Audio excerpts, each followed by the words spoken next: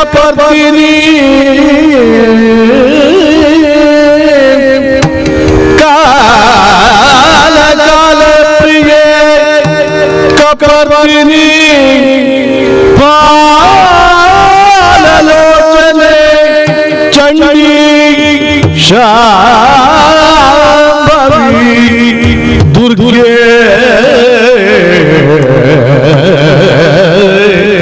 ಶಾಂಭವಿ ದುರ್ಗೆ ವಾರ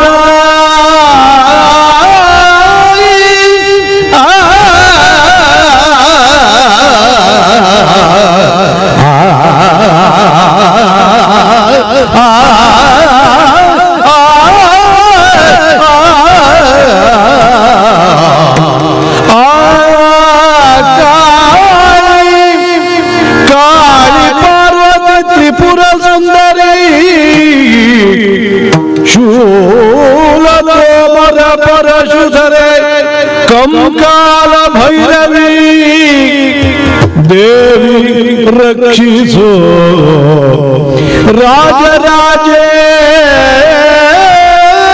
ರಾಜರಾಜೇಶಿ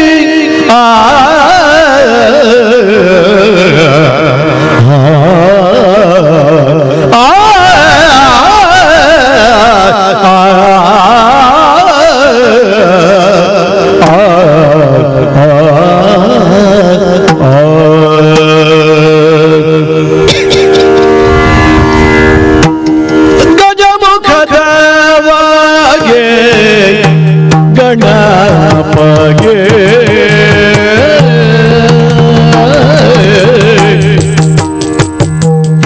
ಚಲ್ವತ್ ಜಗ ವಂದಿತಗೆ ಆರತಿಯೇ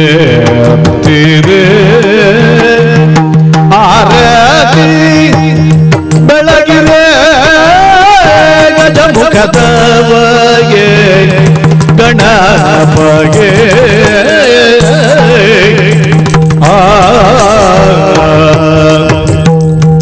ದೇವತೆಯರ ಕೈಯ ಕಪವಗುಂಬಗೆ ದಾವಾತಿಯ ಮೆರವಗೆ ಆವಾಗ ಭಕ್ತರು ನೆನೆದವೈವ ಗಣೇಶ ಗಾರತಿ ಎತ್ತಿರೆ ಆರತಿ ಬೆಳಗಿರೆ ಆರತಿ ಎತ್ತಿರೆ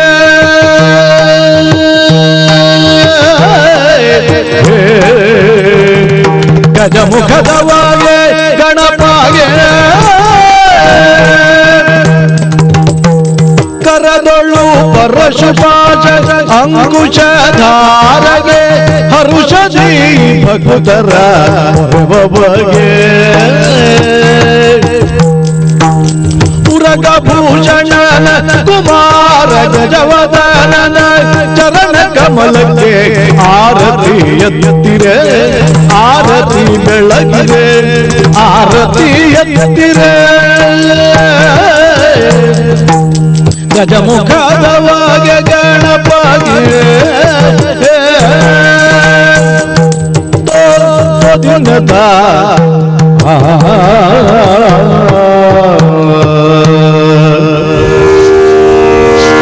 ಇಂದು ಸುರಿದ ಬಿದ್ದಡಿಗೆ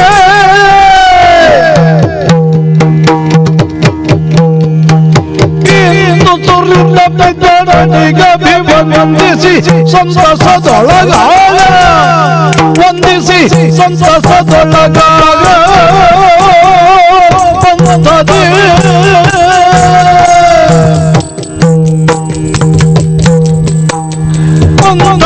ಪರ ವಿಜಯಕ್ಕೆ ಪಟ ಮಾಡೋ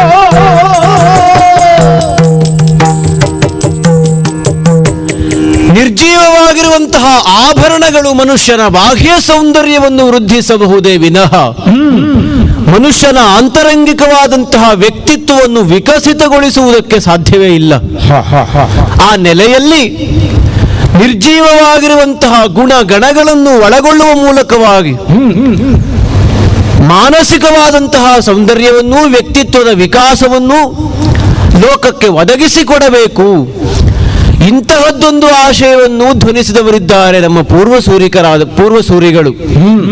ಆ ನೆಲೆಯಲ್ಲಿಯೇ ಅಲ್ಲವೇ ರುಕ್ಮಾಂಗದ ಭೂಪ, ರಾಜನಾದವನು ಆಭರಣಗಳನ್ನು ಧರಿಸುವುದೇನು ಅತಿಶಯವಾದಂತಹ ಸಂಗತಿಗಳಲ್ಲ. ಆದರೆ ಬಣ್ಣ ಕೆಡದೆ ಇರುವಂತಹ ಸುವರ್ಣವನ್ನೇ ತನ್ನ ಅಂಗದವನ್ನಾಗಿಸಿಕೊಂಡಂತಹ ರುಕ್ಮಾಂಗದ ಭೂಪಾಲರು ತಮ್ಮ ಬದುಕಿನ ನಡೆ ನುಡಿಗಳಲ್ಲಿಯೂ ಕೂಡ, ಆಚಾರ ವಿಚಾರಗಳಲ್ಲಿಯೂ ಕೂಡ ಅಂತಹದ್ದನ್ನೇ ಅನುಸರಣೆಯನ್ನಾಗಿಸಿಕೊಂಡವರು. ಲೋಕಕ್ಕೆ ಅಂತಹ ಗುಣಗಣಗಳನ್ನೇ ಮಾದರಿಯಾಗಿಸಿಕೊಟ್ಟವರು. ಅಂತಹ ರುಕ್ಮಾಂಗದ ಭೂಪಾಲರ ತನೂಭವ ನಾನು ಎಂದು ಹೇಳಿಕೊಳ್ಳುವುದಕ್ಕೆ ವಿಶೇಷವಾದಂತಹ ಸಂತೋಷ. ಹಿರಿಯರ ಹೆಸರನ್ನು ಹೇಳಿಕೊಳ್ಳುವುದರಲ್ಲಿ ವಿಶೇಷತೆ ಉಂಟು ಅಂತ ಅರ್ಥ ಅಲ್ಲ. ಅಂತಹದ್ದೊಂದು ಪರಂಪರೆಗೆ ನಮ್ಮನ್ನು ಉತ್ತರಾಧಿಕಾರಿಗಳನ್ನಾಗಿ ಮಾಡಿದ್ದಾರಲ್ಲ, ಅಲ್ಲ, ಅಂತಹ ಪರಂಪರೆಯನ್ನು ನಭದೆತ್ತರಕ್ಕೆ ಏರಿಸುವಂತಹ ಹೊಣೆಗಾರಿಕೆಯನ್ನು ನಮ್ಮ ತಲೆಯ ಮೇಲೆ ಹೊರಿಸಿದ್ದಾರಲ್ಲ ಎನ್ನುವ ಹಾಗೆ ತೃಪ್ತಿಯಾಗುತ್ತದೆ. ತಂದೆಯವರು ರುಕ್ಮಾಂಗದ ಭೂಪಾಲರಾದರೆ ಅವರ ದಿವ್ಯ ದೃಷ್ಟಿಯು, ದೂರದೃಷ್ಟಿಯು ಎಷ್ಟು ವಿಶೇಷವಾದದ್ದು ಅಂತ ನನ್ನ ಹೆಸರಿನ ನೆಲೆಯಲ್ಲಿಯೇ ಅರ್ಥವಾಗುತ್ತದೆ. ತಾನು ರುಕ್ಮಾಂಗದನಾದರೆ ಮಗ ಧರ್ಮವನ್ನೇ ಆಭರಣವನ್ನಾಗಿಸಿಕೊಂಡ, ಅಲ್ಲ ಅಂಗದವನ್ನಾಗಿಸಿಕೊಂಡಂತಹ ವ್ಯಕ್ತಿಯಾಗಬೇಕು. ಹೀಗೆ ಆಲೋಚಿಸಿರುವಂತಹ ಅಯ್ಯ ಮಗನಿಗೆ ಧರ್ಮಾಂಗದ ಎನ್ನುವಂತಹ ನಾಮಕರಣವನ್ನೂ ಮಾಡಿದವರಿದ್ದಾರೆ. ಒಬ್ಬ ರಾಜನಾದವನು ಪ್ರಜೆಗಳನ್ನು ಮಕ್ಕಳಂತೆ ಪಾಲಿಸುವುದರಲ್ಲಿ ವಿಶೇಷತೆ ಉಂಟು ಅಂತ ಅರ್ಥವೇ ಅಲ್ಲ. ರಾಜರ್ಷಿಯಾಗಿ ಬದುಕುತ್ತಾ ಇದ್ದವರು ನಮ್ಮ ತಂದೆಯವರು ಎನ್ನುವ ಹಾಗೆ ತೃಪ್ತಿಯ ಭಾವ ಉಂಟಾಗುತ್ತದೆ. ಈಗೀಗ ಸ್ವಲ್ಪ ರಾಜಕೀಯದ ವಿಷಯದಲ್ಲಿ ನಿವೃತ್ತಿಯ ಭಾವವನ್ನು ತಾಳುವುದಕ್ಕೆ ಮುಂದಾದರೂ ಆಂತರಂಗಿಕವಾದಂತಹ ಆ ಗುಣದ ನೆಲೆಯಲ್ಲಿ ಸದಾ ಸರ್ವತ್ರ ಯೋಗ್ಯವಾದಂತಹ ಒಂದು ಆಚರಣೆಯನ್ನು ಅಂಗೀಕರಿಸಿಕೊಂಡವರಿದ್ದಾರೆ. ಏಕಾದಶಿ ವ್ರತ ತಾನು ಮಾತ್ರವೇ ಆಚರಿಸುವುದು ಮಾತ್ರವಲ್ಲ, ತನ್ನ ರಾಜ್ಯದಲ್ಲಿರುವಂತಹ ಸಕಲ ಪರಿವಾರವೂ ಏಕಾದಶಿ ವ್ರತವನ್ನು ಆಚರಿಸಬೇಕು. ಹೀಗೆ ಅವರದ್ದೊಂದು ಸಂಕಲ್ಪ. ಋಷಿಶ್ರೇಷ್ಠರಾದಂತಹ ನಾರದರೇ ಬಂದು ಅವರಿಗೆ ಏಕಾದಶಿ ವ್ರತವನ್ನು ಬೋಧಿಸಿದ ಮೇಲೆ ಅದರ ಸತ್ವ ಏನು, ಸತ್ಯ ಏನು ಎನ್ನುವುದನ್ನು ಅರ್ಥೈಸಿಕೊಂಡಂತಹ ತಂದೆಯವರು ಶ್ರದ್ಧಾ ಭಕ್ತಿಯಿಂದ ದಶಮಿ, ಏಕಾದಶಿ, ದ್ವಾದಶಿ ತಿಥಿಗಳನ್ನು ವಿಶೇಷವಾಗಿ ತಮ್ಮ ಬದುಕಿನಲ್ಲಿ ಅಳವಡಿಸಿಕೊಂಡವರಿದ್ದಾರೆ. ಶ್ರೀಹರಿಯ ದರ್ಶನಾಕಾಂಕ್ಷಿಯಾಗಿ ತನು ಮನವೆಲ್ಲವೂ ಶ್ರೀಹರಿಗೆ ಸಮರ್ಪಿತವೆನ್ನುವಂತಹ ಭಾವವನ್ನು ತಳೆದು ಸದಾಕಾಲ ಶ್ರೀಹರಿಯನ್ನು ತನ್ನ ಹೃದಯ ಮಂದಿರದಲ್ಲಿಟ್ಟು ಪೂಜಿಸುವಂತಹ ಧೀಮಂತ ವ್ಯಕ್ತಿತ್ವ ನಮ್ಮ ತಂದೆಯವರದ್ದು. ಹಾಗಾಗಿಯೇ ಒಂದು ರೀತಿಯಲ್ಲಿ ರಾಜಕೀಯವಾದಂತಹ ನಿವೃತ್ತಿಯ ಭಾವ ಬೆಳೀತಾ ಉಂಟು. ಯಾರು ಅಧ್ಯಾತ್ಮದ ಕುರಿತಾಗಿ ಆಳವಾದಂತಹ ಭಾವವನ್ನು ತಾಳುತ್ತಾರೋ, ಪಾರಮಾರ್ಥಿಕವಾದಂತಹ ವಿಷಯವನ್ನು ವಿಶೇಷವಾಗಿ ಅಪ್ಪಿಕೊಳ್ಳುತ್ತಾರೋ ಅಂತವರಿಗೆ ಲೌಕಿಕವಾದಂತಹ ವಿಷಯಗಳು ಸಾಮಾನ್ಯವಾಗುತ್ತವೆ. ಭವಸಾಗರವನ್ನು ದಾಟುವುದಕ್ಕೆ ಮೂಲ ಹೇತುವಾದಂತಹ ಆ ಶ್ರೀಹರಿಯ ನಾಮ ಸಂಕೀರ್ತನೆಯನ್ನೇ ತಮ್ಮ ಬದುಕಿನ ಮೂಲ ಧ್ಯೇಯವನ್ನಾಗಿಸಿಕೊಂಡವರಿದ್ದಾರೆ ತಂದೆಯವರು. ಹೀಗೆ ಯೋಚನೆಯಲ್ಲಿರುವ ಕಾಲಕ್ಕೆ ನನ್ನನ್ನು ಬಳಿಗೆ ಕರೆದಾಡಿದರು. ಮಗನೇ ಧರ್ಮಾಂಗದ, ಇಲ್ಲಿಂದ ಮೊದಲುಗೊಂಡು ಅಖಂಡವಾದಂತಹ ಅಯೋಧ್ಯೆಯ ಈ ಸಾಮ್ರಾಜ್ಯವನ್ನು ನಿಭಾಯಿಸಿಕೊಂಡು ಹೋಗುವಂತಹ ಹೊಣೆಗಾರಿಕೆಯನ್ನು ನಿನ್ನ ಹೆಗಲ ಮೇಲೆ ಹೊರಿಸುತ್ತಾ ಇದ್ದೇನೆ. ಹಾಗಾಗಿ ನಾಳೆಯಿಂದ ಪ್ರಜೆಗಳಿಗೆ ಸಕಲ ರೀತಿಯಲ್ಲಿಯೂ ಪಾಲಕನಾಗಿ ವರ್ತಿಸಬೇಕಾದದ್ದು ನಿನ್ನ ಹೊಣೆಗಾರಿಕೆ ಎನ್ನುವ ಹಾಗೆ ಕರೆದಾಡಿದರು. ದೊಡ್ಡವರ ಮಕ್ಕಳಾಗಿ ಹುಟ್ಟುವುದು ಎಷ್ಟು ಕಷ್ಟ ಅಂತ ಅರ್ಥ ಆದದ್ದೇ ಈಗ. ಸಾಮಾನ್ಯ ವ್ಯಕ್ತಿಯಾಗಿ ಬದುಕಿದ್ದಿದ್ದರೆ ಬಹುಶಃ ಇಂತಹದ್ದೊಂದು ಸ್ಥಿತಿ ಧರ್ಮಾಂಗದನ ಬದುಕಿನಲ್ಲಿ ಒದಗುತ್ತಾ ಇರಲಿಲ್ಲ. ತಂದೆಯವರು ಮಾಡಿದಷ್ಟನ್ನು ಮಾಡುವುದಕ್ಕೆ ಸಾಧ್ಯವಾಗದೇ ಇದ್ದರು, ಅಲ್ಲ ಪೂರ್ವಸೂರಿಗಳು ಮಾಡಿದ್ದಕ್ಕಿಂತ ಅತಿಶಯವಾದದ್ದನ್ನು ಸಾಧಿಸುವುದಕ್ಕೆ ಸಾಧ್ಯವಾಗದೇ ಇದ್ದರು, ಅವರು ತಮ್ಮ ಜೀವಿತ ಕಾಲದಲ್ಲಿ ಮಾಡಿದಂತಹ ಸಾಧನೆಗೆ ಎಳ್ಳಿರಿತು ಕಪ್ಪು ಚುಕ್ಕೆ ಬಾರದ ಹಾಗೆ ವರ್ತಿಸಬೇಕಾದದ್ದು ಯುವ ತಲೆಮಾರಿನ ನಮ್ಮಲ್ಲಿರುವಂತಹ ಹೊಣೆಗಾರಿಕೆ. ಹಾಗಾದರೆ ವಂಶ ಪಾರಂಪರ್ಯವಾಗಿ ಬರುವಂತಹ ಪಿತ್ರಾರ್ಜಿತವಾದ ಈ ಸಿಂಹವಿಷ್ಟರವನ್ನು ಏರಿಕೊಂಡೆ ಅಂತಾದರೆ ಅದರಲ್ಲಿ ಯಾವ ಹೆಗ್ಗಳಿಕೆಯನ್ನು ಗುರುತಿಸುವುದಕ್ಕೆ ಸಾಧ್ಯವೇ ಇಲ್ಲ. ಒಬ್ಬ ರಾಜನಾಗುತ್ತಾನೆ ಅಂತಾದ್ರೆ ನಾಳೆ ಪ್ರಜೆಗಳಿಗೆ ಅದು ಮಾದರಿಯ ಕ್ಷಣವಾಗಬೇಕು. ಜೊತೆಗೆ ನಮ್ಮನ್ನು ರಾಜರು ಚಕ್ರವರ್ತಿಗಳು ಎನ್ನುವ ಹಾಗೆ ಅಂಗೀಕರಿಸುವುದಕ್ಕೆ ಸಿದ್ಧರಾಗಿರುವ ಸಾಮಂತ ಅರಸರಿಗೆ ಚಕ್ರವರ್ತಿಗಳ ಗುಣಾವಗುಣಗಳು ಏನು ಎನ್ನುವುದು ಮೊದಲೇ ತಿಳುವಳಿಕೆ ಮೂಡಬೇಕು ಎನ್ನುವ ನೆಲೆಯಲ್ಲಿ ತಂದೆಯವರಲ್ಲಿ ವಿಜ್ಞಾಪಿಸಿಕೊಂಡೆ. ಪಟ್ಟವನ್ನು ಏರುವುದಕ್ಕೆ ನನ್ನ ಸಹಮತ ಇದ್ದರೂ ಕೂಡ ಅದಕ್ಕೆ ಸಕಾಲ ಒದಗಿ ಬರಬೇಕು. ಜೊತೆಯಲ್ಲಿ ಧರೆಯ ದಿಗ್ವಿಜಯ ಯಾತ್ರೆಯನ್ನು ಕೈಗೊಳ್ಳಬೇಕು. ತನ್ನ ಮೂಲಕವಾಗಿ ಅವರಿಂದ ಕಪ್ಪ ಕಾಣಿಕೆಯನ್ನು ಗೌರವಾದರಗಳನ್ನು ಸಂಪಾದಿಸಿಕೊಂಡು ಸುಮುಹೂರ್ತದಲ್ಲಿ ಸಿಂಹವಿಷ್ಟರವನ್ನು ಏರಿ ಅಲಂಕರಿಸುತ್ತೇನೆ ಎನ್ನುವ ಹಾಗೆ ತಂದೆಯವರಿಗೆ ಮಾತನ್ನು ಕೊಟ್ಟವನಿದ್ದೇನೆ. ಇಷ್ಟಾಡಿದ ಮೇಲೆ ತಂದೆಯವರು ವಿಶೇಷವಾಗಿ ಒಂದು ಸೂಚನೆಯನ್ನು ಕೊಟ್ಟವರಿದ್ದಾರೆ. ಹಾಗಾದರೆ ಧರೆಯ ದಿಗ್ವಿಜಯ ಯಾತ್ರೆಯನ್ನು ಕೈಗೊಳ್ಳುವುದಕ್ಕೆ ನನ್ನ ಸಹಕಾರವೂ ನನ್ನ ಪ್ರೋತ್ಸಾಹವೂ ಉಂಟೇ ಉಂಟು. ತಿರುಗಾಟದ ಸಂದರ್ಭದಲ್ಲಿ ಯಾವ ಕಾಲಕ್ಕೂ ಏಕಾದಶಿ ವ್ರತಕ್ಕೆ ಭಂಗ ಬಾರದ ಹಾಗೆ ನಡೆದುಕೊಳ್ಳಬೇಕು ಮಗನೇ ಎನ್ನುವ ಹಾಗೆ ಸೂಚನೆಯನ್ನು ಕೊಟ್ಟವರಿದ್ದಾರೆ. ಸರಿ, ದಿಗ್ವಿಜಯ ನಮ್ಮ ಈ ಲೋಕಕ್ಕೆ ಸಂಬಂಧಪಟ್ಟಂತಹ ವ್ಯವಹಾರವಾದರೆ ಏಕಾದಶಿ ವ್ರತ ನಮ್ಮ ಪಾರಮಾರ್ಥಿಕವಾದಂತಹ ದಿಗ್ವಿಜಯಕ್ಕೆ ಮೂಲ ಕಾರಣವಾಗುತ್ತದೆ. ಹಾಗಾದರೆ ನೋಡುವುದಕ್ಕೆ ಅಥವಾ ಹೊರಗೆ ಕಾಣಿಸುವುದಕ್ಕೆ ಲೌಕಿಕವಾದ ದಿಗ್ವಿಜಯ ತನ್ನ ಮೂಲಕವಾಗಿ ಎಲ್ಲೆಲ್ಲಿ ಹರಿಭಕ್ತರಿದ್ದಾರೆ, ಎಲ್ಲೆಲ್ಲಿ ಹರಿದ್ವೇಷಿಗಳಿದ್ದಾರೆ ಎನ್ನುವುದನ್ನು ಸೂಕ್ಷ್ಮಗ್ರಾಹಿಯಾಗಿ ಅರ್ಥೈಸಿಕೊಂಡು ತನ್ಮೂಲಕವಾಗಿ ಅವರನ್ನೆಲ್ಲ ನಮ್ಮ ಬಳಿಗೆ ಕರೆಸಿಕೊಳ್ಳಬೇಕು ಎನ್ನುವಂತಹ ಸಂಕಲ್ಪವನ್ನು ಮಾಡಿದವನಿದ್ದೇನೆ. ಹಾಗೆ ಯೋಚಿಸಿ ಕರಿ ತುರಗ ರಥ ಪದಾತಿಗಳೆನ್ನುವಂತಹ ಚಾತುರಂಗ ಸೇನೆಯನ್ನು ಕೂಡ ಒಳಗೊಂಡು ಜೊತೆಗೆ ವಿಶೇಷವಾದಂತಹ ಭೇರಿ ನಗಾರಿ ಮಂಗಳವಾದ್ಯವನ್ನು ನುಡಿಸುವಂತಹ ವಾದನೋಪಕರಣಗಳನ್ನು ನಮ್ಮ ಜೊತೆಯಲ್ಲಿ ಸೇರಿಸಿಕೊಂಡು ವಾದಕರನ್ನೂ ನಮ್ಮೊಂದಿಗೆ ಕರೆದುಕೊಂಡು ಹೊರಟು ಬಂದದ್ದಾಯಿತು. ಇಲ್ಲಿಯವರೆಗೆ ಬರುವಾಗ ಅಯೋಧ್ಯ ನಗರದ ವಿಸ್ತೀರ್ಣ ಎಷ್ಟು ಅಂತ ಈಗ ಅರ್ಥ ಆಯಿತು. ಮನುಷ್ಯನ ಬದುಕಿಗೂ ಜೀವನ ಎನ್ನುವಂತಹ ಅರ್ಥ ಉಂಟು, ಹೆಸರುಂಟು. ಕಾಣುವುದು ಅದೇ ಅಲ್ಲವೇ? ಸರಯೂ ನದಿ ಇಲ್ಲಿ ಹರಿಯುತ್ತಾ ಇದೆ. ಹಾಗಾದರೆ ಮನುಷ್ಯನ ಬದುಕು ಕಷ್ಟ ಸುಖಗಳೆನ್ನುವಂತಹ ಈ ದಡದಲ್ಲಿ ಸಾಗುತ್ತಾ ಇದೆ, ಮನುಷ್ಯನ ಬದುಕು ಜೀವನವಾಗಿ ಹರಿಯುತ್ತಾ ಇದೆ ಅಂತ ಯೋಚಿಸಿದ ಹಾಗಾಯಿತು. ಇಲ್ಲಿಯವರೆಗೆ ಬರುವಾಗ ಮುಂದೆ ಏನು ಎನ್ನುವುದು ಅರ್ಥವಾಗಲಿಲ್ಲ. ಯಾವಾಗ ಭೂಪ್ರದೇಶದ ಕೊನೆಯ ಕೊಂಡಿಯ ಕಡೆಗೆ ಸಾಗಿ ಬಂದೆನೋ, ವಿಶಾಲವಾದಂತಹ ಶರಧಿಯನ್ನು ವಿಶಾಲವಾದಂತಹ ಆಕಾಶವನ್ನು ಕಾಣುವುದಕ್ಕೆ ಸಿದ್ಧನಾದೆನೋ, ಈಗ ಮುಂದೇನು ಮಾಡುವುದು ಎನ್ನುವ ಯೋಚನೆ ಬಲವಾಗುತ್ತಾ ಇದೆ. ಹಾಗಾಗಿ ಸ್ವಲ್ಪ ಯೋಚಿಸಿದರೆ ಹೇಗೆ? ಮನದೋ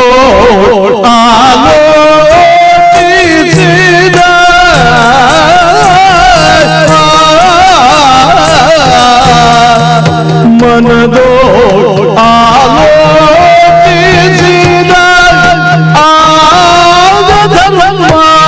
ಧರ್ಮಾಂಗದನು ಮನದೋ ಆಲೋಚಿಸಿದ ಧರ್ಮಾಂಗದನು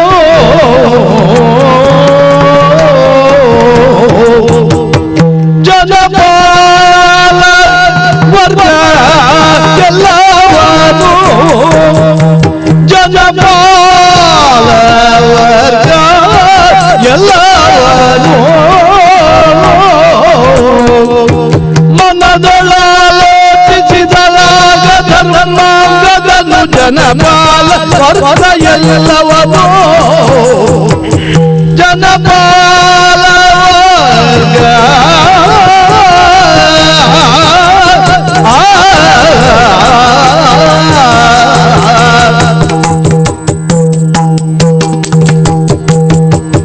ಜನಪಾಲ ವರ್ಗ ಎಲ್ಲವನು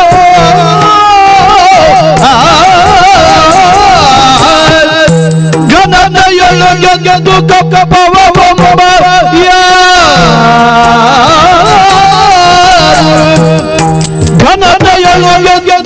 ಘನತೆಯೊಳಗೆದು ಕಪ್ಪವೊಬ್ಬನಾರು ಮೇದಿನಿಯೊಳಗೆ ನೋಡೆ ಮೇದಿನಿಯೊಳಗೆ ನೋಡೆ ಘನತೆಯೊಳಗೆದು ಕಪ್ಪವೊಬ್ಬ ಎಂದೆನುತ ನೋಡೆ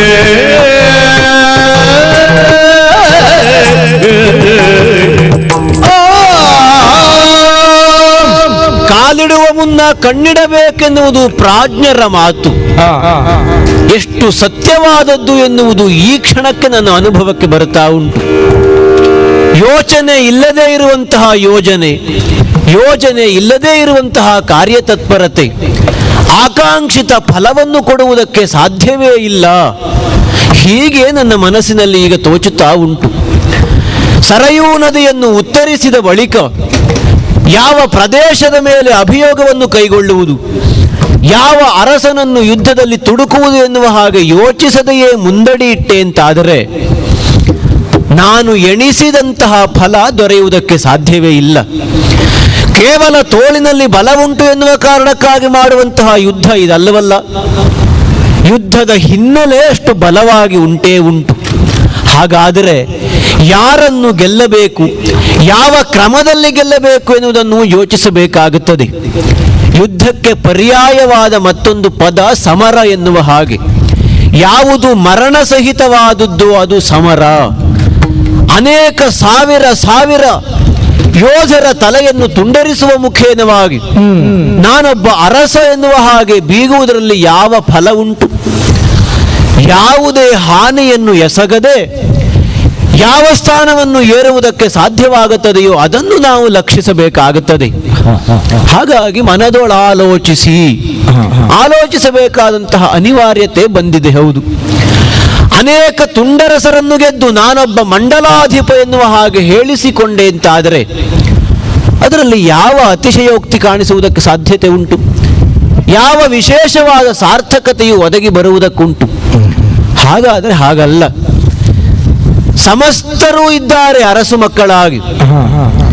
ಕೇವಲ ಸಾಮಾನ್ಯವಾದಂತಹ ಪ್ರಾಂತ್ಯವನ್ನು ಆಳುವಲ್ಲಿಂದ ತೊಡಗಿ ಚಕ್ರವರ್ತಿಗಳ ನೆಲೆಯವರೆಗೆ ಆ ಸರಣಿ ವಿಸ್ತರಿಸಲ್ಪಟ್ಟಿದೆ. ಹಾಗಾದರೆ ಒಬ್ಬೊಬ್ಬರೇ ಅರಸರನ್ನು ಗೆಲ್ಲುತ್ತಾ ಹೋಗುವುದು ಅಂತಾದರೆ ಅದು ಸುದೀರ್ಘವಾದಂತಹ ಚೈತ್ರಯಾತ್ರೆಯೇ ಆಗುತ್ತದೆ ಮತ್ತು ಅನ್ಯ ಕಾರ್ಯದಲ್ಲಿ ತೊಡಗಿಸಿಕೊಳ್ಳುವುದಕ್ಕೆ ಸಾಧ್ಯವಾಗುವುದಿಲ್ಲ. ಹಾಗಂತ ಯುದ್ಧವೂ ಆಗಬೇಕು, ಚಕ್ರವರ್ತಿ ಎನ್ನುವ ಹಾಗೆ ಸಮಸ್ತರಿಂದ ಹೇಳಿಸಿಕೊಳ್ಳುವುದು ಅಗತ್ಯವಾಗುತ್ತದೆ. ಅಂಥವರು ಯಾರಿದ್ದಾರೆ ಅಂತ ಯೋಚಿಸಿದರೆ ಸಮಸ್ತರಿಗೂ ಮುಕುಟಪ್ರಾಯನಾಗಿರುವಂತಹ ಒಬ್ಬ ವ್ಯಕ್ತಿ ಕಾಣಿಸುತ್ತಾ ಇದ್ದಾನೆ ವರ್ತಮಾನ ಕಾಲದಲ್ಲಿ. ಸಾಮಾನ್ಯವಾದ ತುಂಡರಸನಲ್ಲ. ಸಾಮಂತ ಅರಸನನ್ನು ಗೆಲ್ಲುವುದು ವಿಶೇಷವೇ ಅಲ್ಲ. ಎಲ್ಲರನ್ನೂ ಗೆದ್ದಿರುವಂತಹ ಒಬ್ಬ ಚಕ್ರವರ್ತಿಯನ್ನು ಹೋಗಿ ತುಡುಕಿದೆ ಅಂತಾದರೆ ಅಲ್ಲ, ಅವನನ್ನು ಯುದ್ಧದಲ್ಲಿ ಗೆದ್ದೆ ಅಂತಾದರೆ ಎಲ್ಲರನ್ನೂ ನಾನು ಗೆದ್ದ ಹಾಗಾಗುತ್ತದೆ. ಆಗುವಂತಹ ಪ್ರಾಣಹಾನಿಯೋ ಧನಹಾನಿಯೋ ತಪ್ಪುವುದಕ್ಕೂ ಸಾಧ್ಯವಾಗುತ್ತದೆ.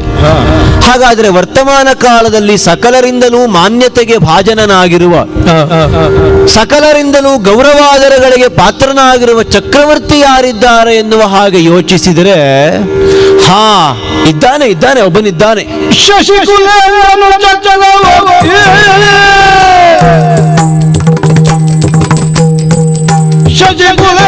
ಚಕ್ರವರ್ತಿಯಾಗಿಯನು ಹೆಸರಿರಲು ಭರತಯ್ಯನವನು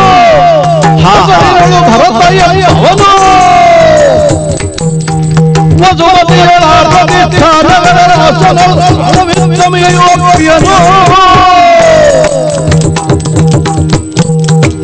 ಲೋಕದಲ್ಲಿ ಪ್ರಖ್ಯಾತವಾದಂತಹ ಅನ್ವಯಗಳು ಎರಡು. ಒಂದು ಸೂರ್ಯಾನ್ವಯ, ಆ ಕುಲದ ಕುಡಿಯಾಗಿಯೇ ಬಂದವರಲ್ಲಿ ನಾನೂ ಒಬ್ಬನಿದ್ದೇನೆ. ಮತ್ತೊಂದು ಲೋಕದ ಕಣ್ಣಿನ ಹಾಗೆ ಕಾಣಿಸುತ್ತಿರುವಂತಹದ್ದು ಚಂದ್ರಾನ್ವಯ, ಚಂದ್ರವಂಶ. ವರ್ತಮಾನ ಕಾಲದಲ್ಲಿ ಚಂದ್ರವಂಶದ ಧವಳ ಕೀರ್ತಿಯನ್ನು ಎತ್ತರಕ್ಕೇರಿಸಿದವರು ಯಾರು ಅಂತ ಕೇಳಿದ್ರೆ ಒಬ್ಬನಿದ್ದಾನೆ, ಪ್ರತಿಷ್ಠಾನಪುರದ ಅಧಿಪತಿಯಾಗಿರುವಂತಹ ಸರ್ವದಮನ. ಚಂದ್ರಾನ್ವಯದ ಅನೇಕ ಪೂರ್ವಸೂರಿಗಳ ಆ ಕೀರ್ತಿಯನ್ನು ವರ್ತಮಾನ ಕಾಲದಲ್ಲಿ ಉಳಿಸಿಕೊಂಡು ಬೆಳೆಸಿಕೊಂಡು ಬಂದಿದ್ದಾನೆ. ಜೊತೆಯಲ್ಲಿ ಭೂಭುಜನಾಗಿಯೂ ಪರಾಕ್ರಮಶಾಲಿಯಾಗಿಯೂ ವಿವೇಕಿಯಾಗಿಯೂ ಇದ್ದಾನೆ ಅಂತ ಕೇಳಿಸಿಕೊಂಡಂತಹ ವರ್ತಮಾನ. ದುಷ್ಯಂತ ಶಕುಂತಲೆಯರ ಪುಣ್ಯ ಸಮಾಗಮದ ಪ್ರತಿಫಲವೋ ಎನ್ನುವ ಹಾಗೆ ಸಂಜನಿಸಿದಂತಹ ವ್ಯಕ್ತಿಯಂತೆ. ಆತನ ಕುರಿತಾಗಿ ಸಾಕಷ್ಟು ಐತಿಹ್ಯವೋ ದಂತಕಥೆಗಳು ನಮ್ಮಲ್ಲಿಗೆ ಬಂದು ಮುಟ್ಟಿವೆ. ಬಾಲ್ಯಕಾಲದಲ್ಲಿರುವಾಗಲೇ ಸಿಂಹದ ಬಾಯಿಯನ್ನು ಅಗಲಿಸಿ ಅದರಲ್ಲಿರುವ ಹಲ್ಲುಗಳನ್ನು ಎಣಿಸಿದವನಂತೆ ಈ ಸರ್ವದಮನ.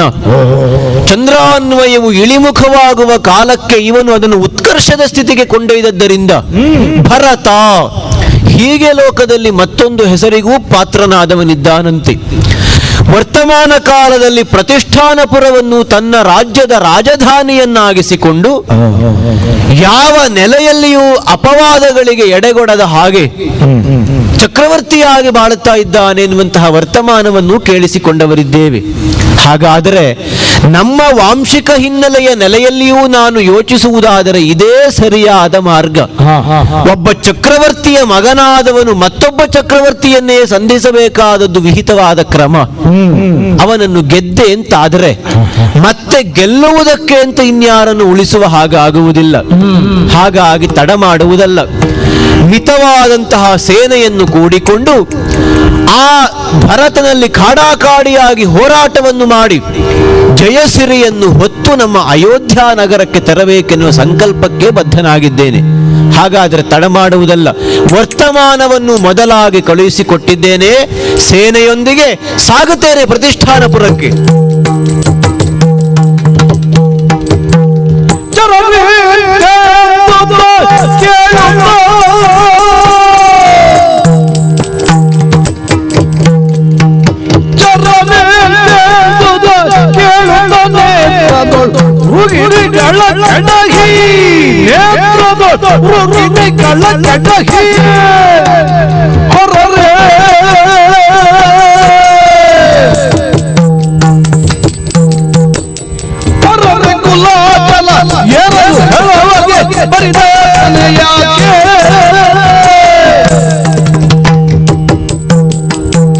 ಏನಂತೆ ಚಾರಕರು ಬಂದು ಆಡುತ್ತಾ ಇದ್ದಾರೆ. ಪ್ರತಿಷ್ಠಾನಪುರಕ್ಕೆ ವೈರಿಗಳ ಆಕ್ರಮಣವಾಗಿದೆ. ಹೇಳಿಕೆಯೊಂದನ್ನು ಕಳುಹಿಸಿದ್ದಾನೆ ಓರ್ವ ಬಾಲಕ. ಇಲ್ಲಿಯ ಅಧಿಕಾರಿಯಾದಂತಹ ಭರತನಲ್ಲಿ ಖಾಡಾಖಾಡಿಯಾಗಿ ಹೋರಾಟವನ್ನು ಮಾಡುವರೆ ನಾನು ಸಿದ್ಧನಾಗಿ ಬಂದವನು ಅಂತ ಹೇಳುತ್ತಾ ಇದ್ದಾನಂತೆ. ಯಾಕಪ್ಪ ಈ ಹುಡುಗರು ಮಕ್ಕಳಿಗೆಲ್ಲ ಇಂತಹ ಬುದ್ಧಿ ಬರ್ತದೆ? ತಮ್ಮ ತಮ್ಮ ಮನೆಯ ಅಂಗಣದಲ್ಲಿ ಆಟಾಡಿಕೊಂಡಿರುವುದನ್ನು ಬಿಟ್ಟು ಮಹಾಮೇರು ಪರ್ವತವನ್ನೇ ತಾವು ಹತ್ತುತ್ತೇವೆ ಅಂತ ಭಾವಿಸಿದ ಹೆಳವರ ಹಾಗೆ ಇವರಿಗೆಲ್ಲ ಈ ಯೋಚನೆ ಬರ್ತದೆ ಅಂತಾದರೆ ಇವರು ತಿಳಿದದ್ದು ಕಡಿಮೆ ಅಂತಲ್ವೋ ಅರ್ಥ. ಇವರು ತಿಳಿಯಬೇಕಾದದ್ದು ನಮ್ಮ ವಂಶದ ಬಗ್ಗೆ ಅಲ್ಲವೇ? ಶಶಿವಂಶದವರ ಆಳ್ವಿಕೆ ಹೇಗೆ, ಅವರ ಆಚರಣೆ ಹೇಗೆ, ನೀತಿ ನಿಯಮಗಳು ಹೇಗೆ, ಇದನ್ನೆಲ್ಲ ಬಲ್ಲಂತಹ ಓರ್ವಾತನನ್ನು ಸಂಧಿಸಿ ಕೇಳಿದ್ರೂ ಅವನು ಹೇಳುತ್ತಾ ಇದ್ದ. ಶಶಿವಂಶದವರ ಅಭ್ಯುದಯ ಹೇಗೆ, ಅವರ ಬಾಳುವೆ ಬದುಕು ಹೇಗೆ, ಉಳಿದವರಿಗೆ ಅದು ಆದರ್ಶವಾದದ್ದು ಹೇಗೆ, ಇದೆಲ್ಲವನ್ನು ಚೆನ್ನಾಗಿ ತಿಳಿದುಕೊಳ್ಳಬೇಕಾದಂತಹ ಬಾಲಕ ಬಂದು ತುಡುಕುತ್ತಾನೆ ಅಂತಾದರೆ ಬಹುಶಃ ನನ್ನ ಹೆಸರನ್ನು ಮಾತ್ರ ಅವ ಕೇಳಿದ್ದಾನೆ.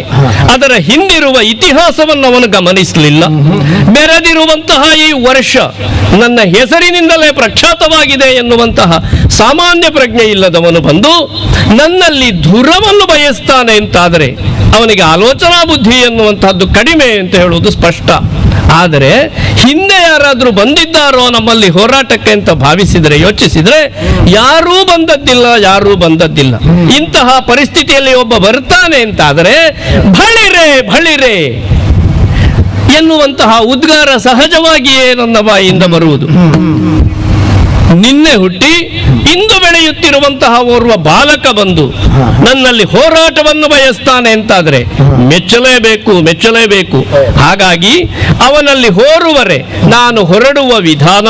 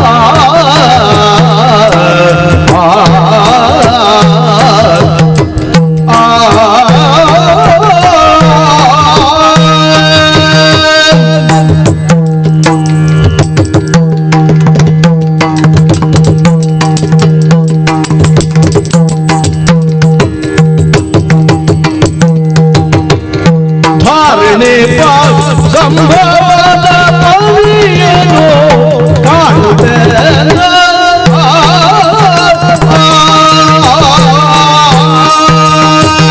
ಒಮ್ಮೊಮ್ಮೆ ಅನ್ನಿಸ್ತದೆ ಇದೆಲ್ಲ ಬೇಕು ಅಂತ, ಬೇಡ ಅಂತ ಕುಳಿತುಕೊಂಡೆವು ಅಂತಾದರೆ ಉಪೇಕ್ಷೆ ಮಾಡಿದ ಅಂತ ಆಗುತ್ತದೆ.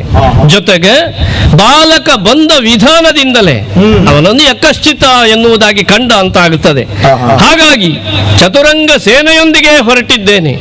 ಕರಿ ತುರಗ ಪದಾರ್ಥಿ ಮೊದಲಾದ ಬಳಗವನ್ನೆಲ್ಲ ಮುಂದೆ ಬಿಟ್ಟಂತಹ ಅರೆ ನನ್ನ ಸಾರಥಿಯ ಬುದ್ಧಿವಂತಿಕೆ ಗಮನಿಸಿದ್ರ, ಯುದ್ಧಕ್ಕೆ ಹೊರಡುವ ತೇರಲ್ಲ ಸಿದ್ಧವಾದದ್ದು, ಮಡಿಮಯ ವರುಥ ಸಾಕವನಿಗೆ ಅಂತ ಅವನಿಗೂ ಗೊತ್ತುಂಟು. ಹಾಗಾದ್ದರಿಂದ ಇದನ್ನೇ ಸಡಗರದಿಂದ ಸಂಭ್ರಮದಿಂದ ಏರಿ ಬಂದಿದ್ದೇನೆ ರಣರಂಗಕ್ಕೆ. ಅಬ್ಬಾ, ನಾವು ನಿರೀಕ್ಷೆ ಮಾಡಿದಷ್ಟಕ್ಕಿಲ್ಲ, ಅದಕ್ಕಿಂತ ಎತ್ತರವಾಗಿಯೇ ಇದ್ದಾನೆ. ಹೊರಡುವಂತಹ ತೇಜಸ್ಸು, ಅವನು ಯಾರು, ಅವನ ವ್ಯಕ್ತಿತ್ವ ಏನು ಎನ್ನುವುದನ್ನು ಹೊರಸೂಸುವ ಹಾಗಿದೆ. ಆದ್ದರಿಂದ ನೇರವಾಗಿ ಕರೆದು ಮಾತಾಡಿಸ್ತೇನೆ. ಅಯ್ಯೋ,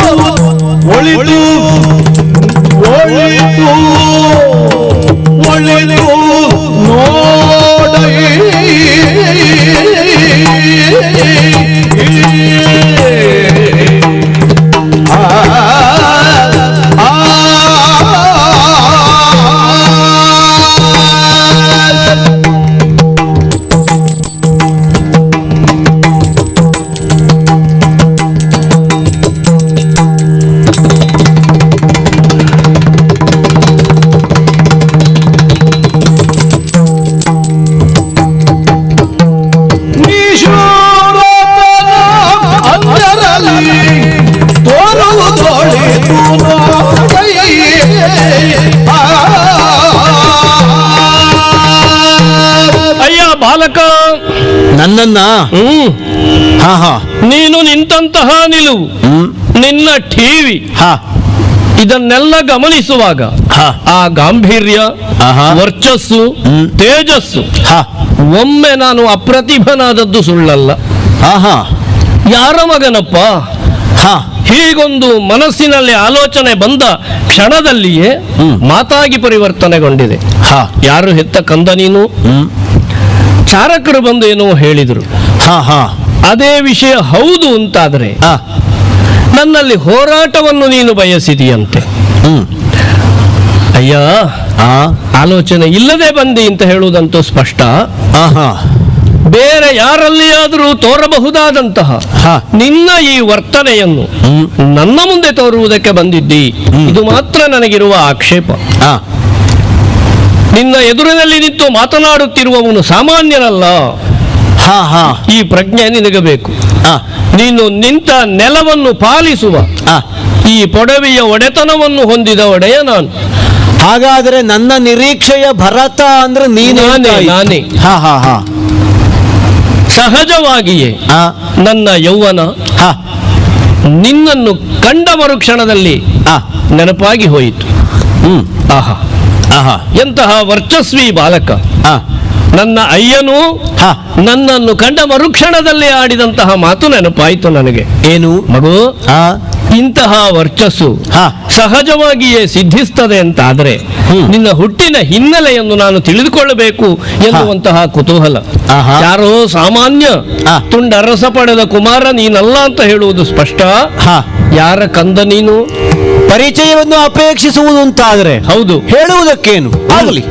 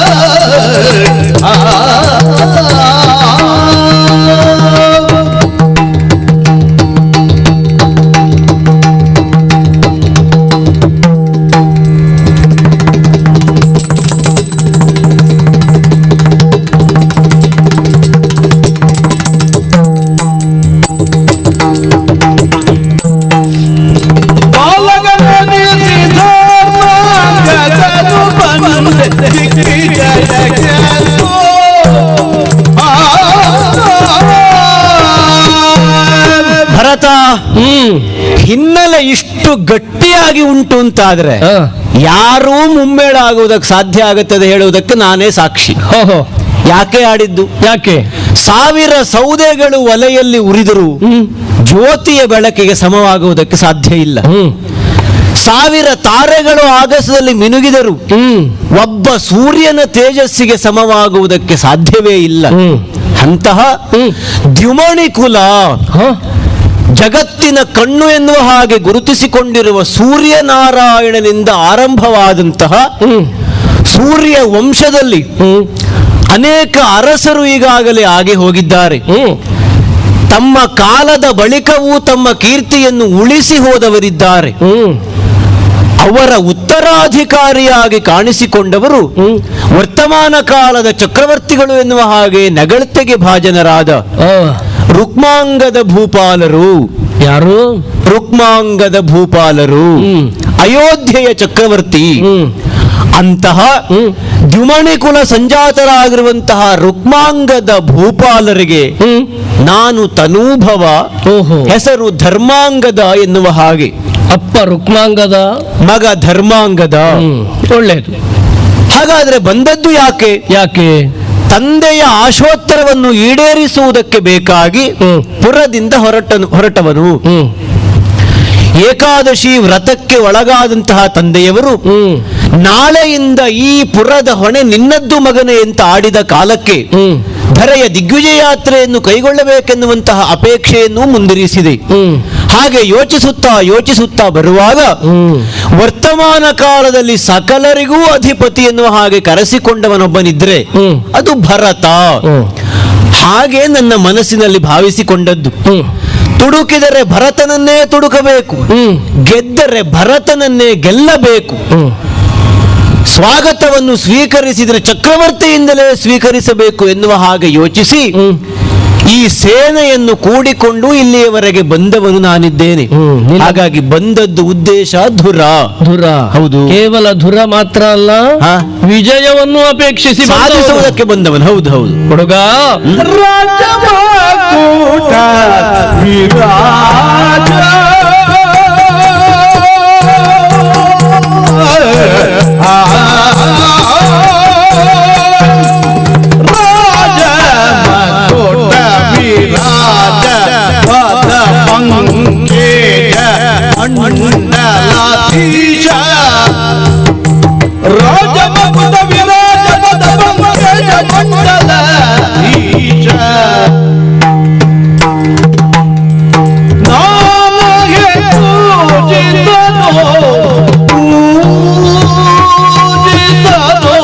ಏನು ಏನು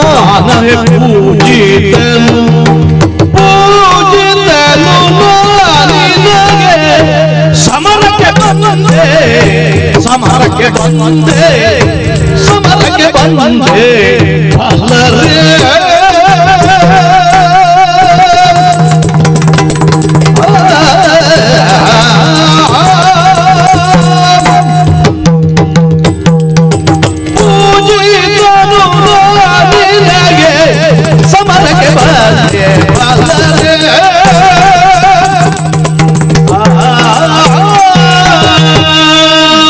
ಧರ್ಮಾಂಗದ ಚಕ್ರವರ್ತಿ.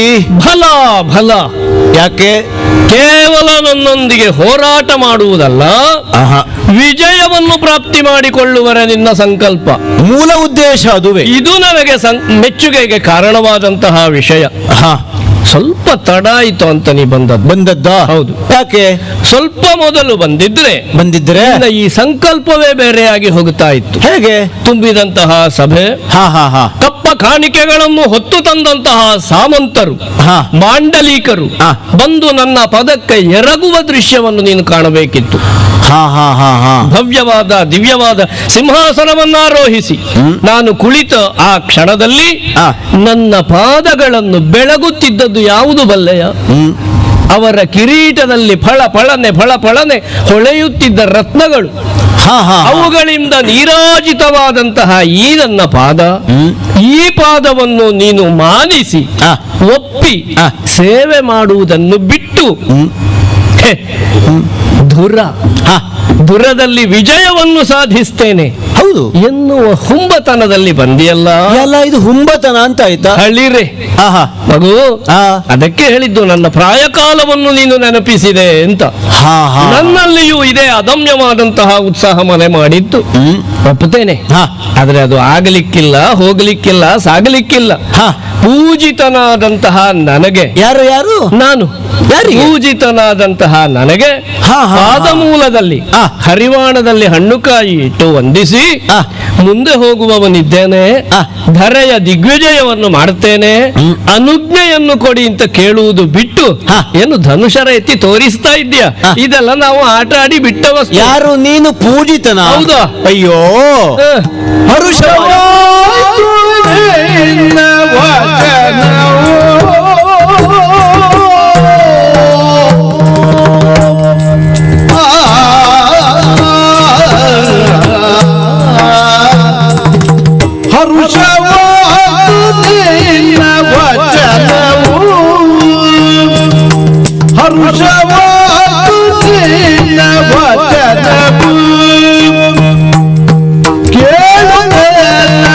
ಮನಸ್ಸಿಗೀಗ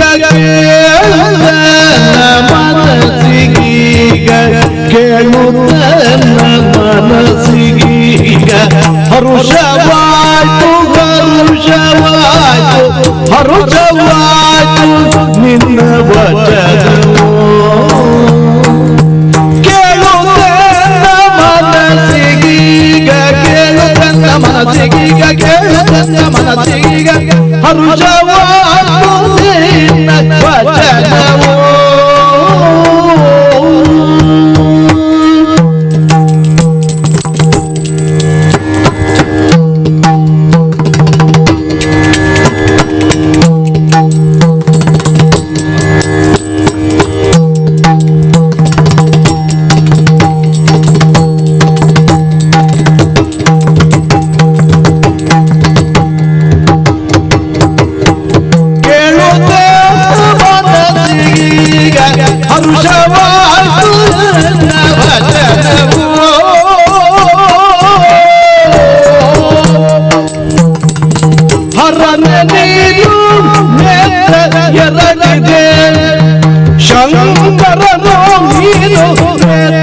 ಎರಡಿದೆ ಮತ್ತೆ ಶ್ರೀಹರಿಯು ನೋಡೆ ಮತ್ತೆ ಶ್ರೀಹರಿಯು ನೋಡೆ ಯುಗ್ಮ ಭುಜವಿದೆ ನಿನಗೆ ಯುಗ್ಮ ಭುಜವಿದೆ ಹರಿಯು ನೋಡೆ ಯುಗ್ಮ ಭುಜವಿದೆ ವರವಿರಂಜಿಯನಲು ನಿನಗೆ ಶಿರವ ಒಂದೇ ತೋರ್ಪು ನನಗೆ ವರವಿರಂಜಿಯನಲು ನಿನಗೆ ಶಿರವದೊಂದೇ ಶಿರವದೊಂದೇ ಶಿರವದೊಂದೇ ತೋರ್ಪು ನನಗೆ ಪರಮ ಪೌರುಷಗಳನ್ನು ಮೆರೆಸುತ್ತಿರುವೆ ಬರಿದೆ ಕರ್ಮದಿ ಪರಮ ಪೌರುಷಗಳನ್ನು ಮೆರೆಸುತ್ತಿರುವೆ ಬರಿದೆ ಗರ್ವದಿ ಮೆರೆಸುತ್ತಿರುವೆ ಬರಿದೆ ಗರ್ವದಿ ಬಳಿವೆ ಬಳಿವೆ ಬಳಿವೆ ಬಳಿವೆ ಬಳಿವೆ ಹರಿಹರಾಜ್ಯದಿಂದ ಅಧಿಕದಿ ಬಳಿವೆ ಬಳಿವೆ ಹರಿಹರಾಜ್ಯದಿಂದ ಅಧಿಕದಿ ಹರುಷವಾದು ನಿನ್ನ ವಚನವೋ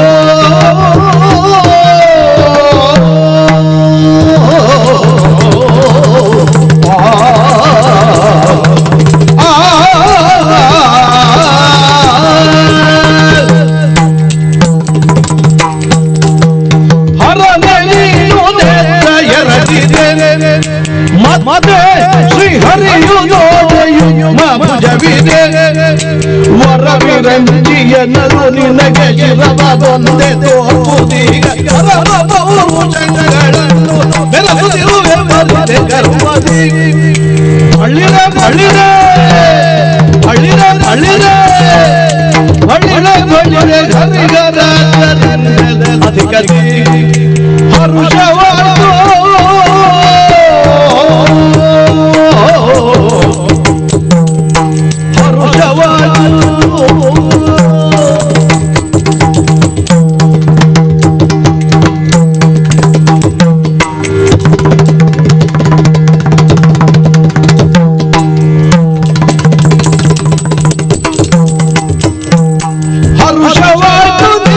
ವಚನವು ಕೇಳುವುದನ್ನ ಮನಸ್ಸಿಗೀಗ ಹರುಷವಾಯಿತು ವಚನವು ಭರತ ಹಲವು ಮಾತುಗಳನ್ನು ನೀನಾಡಿದರು ಅದರಲ್ಲಿ ಒಂದು ಮಾತು ಮಾತ್ರ ಗಮನಾರ್ಹ ಅಂತ ಅನ್ನಿಸಿತು. ಯಾವುದು? ಕೊನೆಯಲ್ಲಿ ಆಡಿದೆಯಲ್ಲ, ಪೂಜಿತನು ನಾ ನಿನಗೆ ಎನ್ನುವ ಹಾಗೆ. ಅದೇ ನನಗೆ ಜಿಜ್ಞಾಸೆಗೆ ಕಾರಣವಾದ ವಿಷಯ. ಯಾಕೆ ಜಿಜ್ಞಾಸೆ? ಈಗ ಪೂಜಿಸುವುದು ಯಾರು ಮತ್ತು ಪೂಜೆಯನ್ನು ಕೊಳ್ಳಬೇಕಾದವರು ಯಾರು ಎನ್ನುವ ಹಾಗೆ ಲೋಕದಲ್ಲಿ ಸಕಲರಿಗೂ ತಿಳಿದಂತಹ ವಿಷಯ ಅಲ್ಲವೇ? ಅವುಗಳನ್ನೇ ಸೂಕ್ಷ್ಮವಾಗಿ ಅವಲೋಕಿಸುತ್ತಾ ಹೊರಟ್ರೆ ನಿನ್ನಲ್ಲಿ ಅದು ಯಾವುದನ್ನೂ ಕಾಣುವುದಕ್ಕೆ ಸಾಧ್ಯವಾಗುತ್ತಾ ಇಲ್ಲ ಅಂತ ಅನ್ನಿಸುವುದು. ಯಾಕೆ ಕಾಣುವುದಕ್ಕೆ ಸಾಧ್ಯ ಆಗಲಿಲ್ಲ? ಈಗ ಮುಖ್ಯವಾಗಿ ಪೂಜಿತರು ಅಂತ ಕರೆಸಿಕೊಳ್ಳುವವರು ಸಮಸ್ತ ಸುಮನಸ ವೃಂದಕ್ಕೂ ಮಾನ್ಯರಾಗಿರುವಂತಹ ವಂದನೀಯರಾಗಿರುವಂತಹ ತ್ರಿಮೂರ್ತಿಗಳು. ಈಗ ತ್ರಿಮೂರ್ತಿಗಳನ್ನು ಪ್ರತ್ಯೇಕವಾಗಿಯೋ ಅಲ್ಲ ಒಟ್ಟಾಗಿಯೋ ನಿನ್ನಲ್ಲಿ ಕಾಣಬಹುದು ಅಂತ ಯೋಚಿಸಿದ್ರೆ ಒಂದು ಸಾಧಾರಣವಾದಂತಹ ವ್ಯಕ್ತಿಯಾದರೂ ಅಲ್ಲ ಒಂದು ಬಾಲಕನಾದರೂ ಇದು ಅದು ಅಲ್ಲ ಅಂತ ಹೇಳುವುದಕ್ಕೆ ಅವಕಾಶ ಉಂಟು. ಈಗ ಮೊದಲಾಗಿ ಕ್ರಮವನ್ನು ಬದಲಾಯಿಸಿ ಹೇಳುವುದಂತಾದ್ರೆ ಹರನು ನೀನೋ ಅಲ್ವೋ ಹೌದು ಅಂತ ಪ್ರಶ್ನೆಯೇ ಮೂಡ್ತದೆ. ಯಾಕೆ ಅಂತ ಕೇಳಿದ್ರೆ ಹರ ಜಗತ್ ಪ್ರಸಿದ್ಧವಾಗಿ ತ್ರಿನೇತ್ರ. ಲೋಕದಲ್ಲಿ ಸಮಾಕ್ಷರು ಎಲ್ಲರಿದ್ದರೆ ಅವನೊಬ್ಬನೇ ವಿಷಮಾಕ್ಷ. ಈಗ ಎರಡು ಕಣ್ಣುಂಟು ಎನ್ನುವ ವಿಷಯಕ್ಕೆ ವಿಶೇಷತೆ ಅಂತಲ್ಲ, ಅದಕ್ಕಿಂತ ಮತ್ತೊಂದುಂಟು. ಹಾಗಾಗಿ ಎಲ್ಲರಿಗಿಂತ ಸರ್ವತ್ರ ಮಾನ್ಯತೆ ಇದೆ ಅಂತ ಆಡುವುದಕ್ಕೂ ಅಲ್ಲ. ಆ ಮೂರನೆಯ ಕಣ್ಣು ಧ್ವನಿಸಬಹುದಾದಂತಹ ಅರ್ಥ ವ್ಯಾಪ್ತಿ ಎಷ್ಟು ವಿಸ್ತಾರವಾಗುಂಟು ಆ ನೆಲೆಯಲ್ಲಿ ನೋಡಿದರೆ. ಈಗ ಮೂರನೆಯದ್ದನ್ನು ಹಣೆಯಲ್ಲಿ ಚಿತ್ರವಿಡಿಸಿಕೊಂಡ ಆ ಕ್ಷಣವೇ ಮೂರನೇ ಕಣ್ಣು ಅಂತಾಗುವುದಕ್ಕೆ ಸಾಧ್ಯ ಇಲ್ಲ, ಆಗುವುದೇ ಇಲ್ಲ. ಅದು ಸಾಕಾರವಾಗಬೇಕು ಮತ್ತು ಅದರ ಅರ್ಥವೂ ಒಳಗೊಂಡಿರಬೇಕಾಗುತ್ತದೆ. ಅಂತಹ ಹರನೋ ನೀನು ಅಂತ ಯೋಚಿಸಿದ್ರೆ ನಿನಗೆ ನನ್ನ ಹಾಗೆ ಎರಡು ಕಣ್ಣು ಕಾಣಿಸುವುದು, ಮೂರನೆಯದ್ದಾದಂತಹ ಫಾಲ ನೇತ್ರ ಕಾಣಿಸುವುದಕ್ಕೆ ಸಾಧ್ಯ ಇಲ್ಲ. ಸರಿ, ಹಾಗಂತ ಕೆಲವೇ ಕ್ಷಣಕ್ಕೆ ಮಾತ್ರ ಪ್ರಕಟವಾಗುವುದು ಅಂತ ನೋಡಿದರೆ ಅಂತಹ ಯಾವ ವಿಶೇಷವಾದ ಲಕ್ಷಣವೂ ನಿನ್ನಲ್ಲಿ ಕಾಣಿಸುವುದಕ್ಕೆ ಸಾಧ್ಯ ಇಲ್ಲ. ಈಗ ಮೂರನೇ ಕಣ್ಣಿಲ್ಲ ಎನ್ನುವ ಕಾರಣಕ್ಕೆ ಹರ ಅಂತ ಒಪ್ಪಲಿಕ್ಕೆ ಆಗುವುದಿಲ್ಲ. ಲಯದ ಅಧಿಕಾರಿಯಾದ ಹರ ನೀನು ಅಂತ ಹೇಗೆ ಒಪ್ಪುವುದಕ್ಕೆ ಸಾಧ್ಯವಾಗುತ್ತದೆ? ಸರಿ ಬಿಡು, ಇನ್ನಿಬ್ಬರಿದ್ದಾರಲ್ಲ. ಹರ ಅಲ್ಲ ಅಂತಾದ್ರೆ ಪಾಲನಾಕರ್ತೃವಾದಂತಹ ಹರಿಯೋ ಹೀಗೆ ಯೋಚಿಸಿದ್ರೆ ಹರಿಯ ಛಾಯೆಯು ನಿನ್ನಲ್ಲಿ ಕಾಣುವುದಕ್ಕೆ ಸಾಧ್ಯ ಇಲ್ಲ, ಕಾಣುವುದಿಲ್ಲ. ಹರನು ತ್ರಿನೇತ್ರನಾದರೆ ಹರಿ ಚತುರ್ಭುಜಧಾರಿ, ಶಂಖ ಚಕ್ರ ಗದಾ ಪದ್ಮಧರನಾಗಿ ವರದ ಹಸ್ತವನ್ನು ಧರಿಸಿದಂತಹ ಹರಿ ಸದಾಕಾಲ ಯೋಗ ನಿದ್ರೆಯಲ್ಲಿರುತ್ತ ಲೋಕವನ್ನು ಪಾಲಿಸುವಂತಹ ಹೊಣೆಯನ್ನು ಹೊತ್ತವ. ನೀಲಮೇಘ ಶ್ಯಾಮ, ಅವನಿಗಿರುವುದು 4 ಕೈಗಳಾದರೆ ನಿನಗಿರುವುದು ಕೇವಲ 2 ಕೈ. ಆ 4 ಎನ್ನುವುದನ್ನು ಮತ್ತೆ ಬೇರೆ ರೀತಿಯಲ್ಲಿ ವಿಭಾಗಿಸುವುದಕ್ಕೂ ವಿಶ್ಲೇಷಿಸುವುದಕ್ಕೂ ಆಗುತ್ತದೆ. ವೇದ ಎನ್ನುವ ಹಾಗೆಯೋ ಶಂಖ ಚಕ್ರ ಗದಾ ಪದ್ಮಗಳನ್ನು ಸಾಂಕೇತಿಕವಾದ ನೆಲೆಯಲ್ಲಿ ವಿವರಿಸುವುದಕ್ಕೂ ಹೇಗೆ ನೋಡಿದರೂ ನಿನ್ನಲ್ಲಿ 4 ಅಂತ ಹೇಳುವುದಕ್ಕೆ ಯಾವ ಲಕ್ಷಣವೂ ಕಾಣಿಸುವುದಿಲ್ಲ. ಸರಿ, ಕಣ್ಣು 2, ಕೈಗಳು 2, ಹಾಗಾಗಿ ಹರಿಯೂ ನೀನಾಗುವುದಕ್ಕೆ ಸಾಧ್ಯವೇ ಇಲ್ಲ. 3ರಲ್ಲಿ 2 ಹೋದ್ರೆ ಮತ್ತೊಂದು ಉಳಿತಲ್ಲ. ಲಯವಾಯಿತು, ಪಾಲನೆಯೂ ಆಯಿತು. ಲಯ ಪಾಲನೆಗಳಿಗೆ ಬುನಾದಿಯಾದಂತಹ ಸೃಷ್ಟಿ ಕಾರ್ಯ, ಆ ಸೃಷ್ಟಿಪ ಕಾರ್ಯವನ್ನು ಮಾಡುವಂತಹ ವಿರಿಂಚಿಯೋ ನೀನು ಅಂತ ಯೋಚಿಸಿದ್ರೆ ವಿರಿಂಚಿಗೆ 4 ಮುಖಗಳು ಪ್ರಖ್ಯಾತವಾಗಿ. ಕಮಲಾಸನನಾಥ ಅಂತಹ 4 ಮುಖಗಳನ್ನು ನಾನು ಕಾಣುವುದಕ್ಕೆ ಸಾಧ್ಯವಾಗುತ್ತಾ ಇಲ್ಲ. ನಿನಗಿರುವುದು ಏಕಾಸ್ಯ. ಹಾಗಿರುವಾಗ ಯಾವ ನೆಲೆಯಲ್ಲಿಯೂ ನೀನು ತ್ರಿಮೂರ್ತಿಯ ಆ ಛಾಯೆಯನ್ನು ಲಕ್ಷಣವನ್ನು ತೋರಗೊಡದೆ ಇದ್ದದ್ದರಿಂದ ನೀನು ಮತ್ತೆ ಸರ್ವತ್ರ ಪೂಜನೀಯನಾಗುತ್ತೇನೆ, ಪೂಜೆಯನ್ನು ಸ್ವೀಕರಿಸುವವನಾಗುತ್ತೇನೆ ಅಂತ ಆಡಿದರೆ ಆ ಮಾತುಗಳಿಗೆಲ್ಲ ನಾವು ಮಾನ್ಯತೆ ಕೊಡುವುದಕ್ಕಾಗುತ್ತದೆಯೋ? ಈಗ ಮಾನ್ಯತೆ ಕೊಡಬೇಕು ಅಂತಾದರೆ ಆ 3 ಮೂರ್ತಿಗಳ ವಿಷಯವೋ ಅಂಶವೋ ನನ್ನಲ್ಲಿ ಉಂಟು ಅಂತ ಹೇಳುವುದನ್ನು ತೋರಿಸಿ ಅರ್ಥ ಆಗಬೇಕಲ್ವಾ? ಅಯ್ಯ, ನಿನ್ನ ಮುಂದೆ ಅದನ್ನು ತೋರಿಸಬೇಕಾದ ಅಗತ್ಯ ನನಗುಂಟು ಇಲ್ವಾ? ನಾನು ಯಾಕೆ ಹರ ಆಗಬೇಕು? ಯಾಕಾಗಬಾರದು?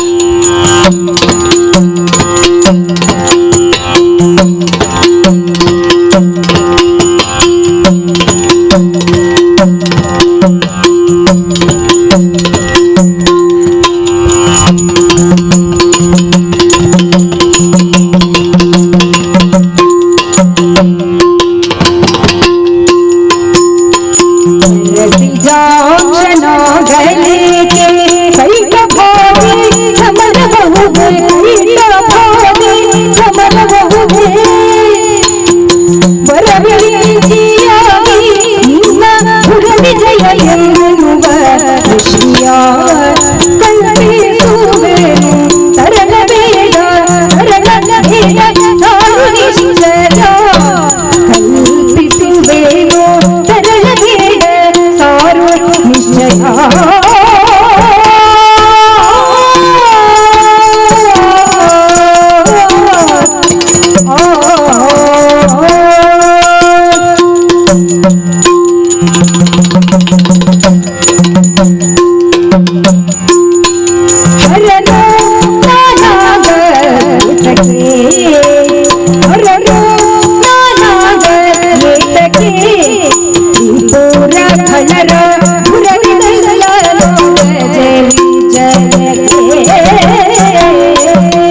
ಧರ್ಮಾಂಗದ ಭರತ, ಹರನು ನಾನಾಗುತ್ತಾ ಇದ್ದೆ. ತಾರಾಕ್ಷ, ಮಕರಾಕ್ಷ, ವಿದ್ಯುನ್ಮಾಲಿ ಎನ್ನುವ ಮೂವರು ರಕ್ಕಸರೊಂದಾಗಿ ಬಂದು ಸ್ವರ್ಣ ರಜತ ಅಯಸ ಪುರಗಳನ್ನು ನಿರ್ಮಾಣ ಮಾಡಿ ನಾವು ಅಜೇಯರು ಅಜಿಂಕ್ಯರು ಎನ್ನುವಂತಹ ಹೆಚ್ಚನ್ನು ಛಲವನ್ನು ನನ್ನ ಮುಂದೆ ತೋರಿಸಿದ್ದರೆ ಹರನಾನಾಗಿ ತ್ರಿಪುರಾರಿ ಎನ್ನುವ ನೆಗಡತೆಯನ್ನು ಮತ್ತೊಮ್ಮೆ ಸ್ಥಾಪನೆ ಮಾಡ್ತಾ ಇದ್ದೆ. ಪಾಪ ನಿನ್ನೆ ಹುಟ್ಟಿ ಇಂದು ಕಣ್ಣು ಬಿಡುತ್ತಿರುವಂತಹ ಹುಡುಗ ನೀನು ತ್ರಿಪುರರಿಗೆ ಸಮಾನನೇನೋ? ಆದ್ದರಿಂದ ಹರನಾಗುವಂತಹ ಪ್ರಮೇಯ ಇಲ್ಲ. ಇನ್ನು ಹರಿಯೋ ಅಂತ ಭಾವಿಸಿದರೆ ಕಿವಿಯ ಕಿಲ್ಬಶದಿಂದ ಹುಟ್ಟಿದಂತಹ ಮಧುಕೈಟಭರು ಅವರೊಡನೆ ಹೋರಾಟವನ್ನು ಮಾಡಿ ಅವರ ರುಂಡಮುಂಡಗಳನ್ನು ಪ್ರತ್ಯೇಕಿಸಿ ಮೇದಿನಿ ನಿರ್ಮಾಣ ಮಾಡೋಣ ಅಂತ ಹೇಳಿದ್ರೆ ಕೈಟಭಾದಿಗಳ ಯುದ್ಧ ಇದಲ್ಲ. ಆದ್ದರಿಂದ ವಿಷ್ಣುವಾಗಿ ಕಾಣಿಸಿಕೊಳ್ಳಬೇಕಾದಂತಹ ಯಾವ ಅನಿವಾರ್ಯತೆಯೂ ಇಲ್ಲಿಲ್ಲ. ಆದರೆ ಒಂದುಂಟು, ಏನು ಅಗತ್ಯ ಉಂಟು. ಬ್ರಹ್ಮನಾಗಿ ಒಂದು ಸೃಷ್ಟಿ ಕಾರ್ಯವನ್ನು ನಾನು ಮಾಡಬೇಕಿದೆ. ಯಾವುದು ನನ್ನನ್ನು ಗೆಲ್ಲುತ್ತೇನೆ, ವಿಜಯವನ್ನು ಸಾಧಿಸ್ತೇನೆ ಅಂತ ಬಂದಂತಹ ನಿನ್ನ ಈ ಕೆಚ್ಚನ್ನು ಕಳೆದು ವಿಜಯವನ್ನು ಸೃಷ್ಟಿ ಮಾಡುವ ಬ್ರಹ್ಮನ ಕಾರ್ಯವನ್ನು ನಾನು ಮಾಡಿ ತೋರಿಸ್ತೇನೆ. ಈಗ ಈ 3 ಪ್ರಕರಣಗಳನ್ನು ಉಲ್ಲೇಖಿಸಿದೆಯಲ್ಲ, ಅದರ ಅಗತ್ಯ ಉಂಟಾ ಅಂತ ಕೇಳುವುದು. ಯಾಕೆ ಅಗತ್ಯ ಇಲ್ಲ? ಯಾಕಿಲ್ಲ? ಯಾಕೆ ಒದಗಿದ್ರಲ್ಲುವಂತದ್ದು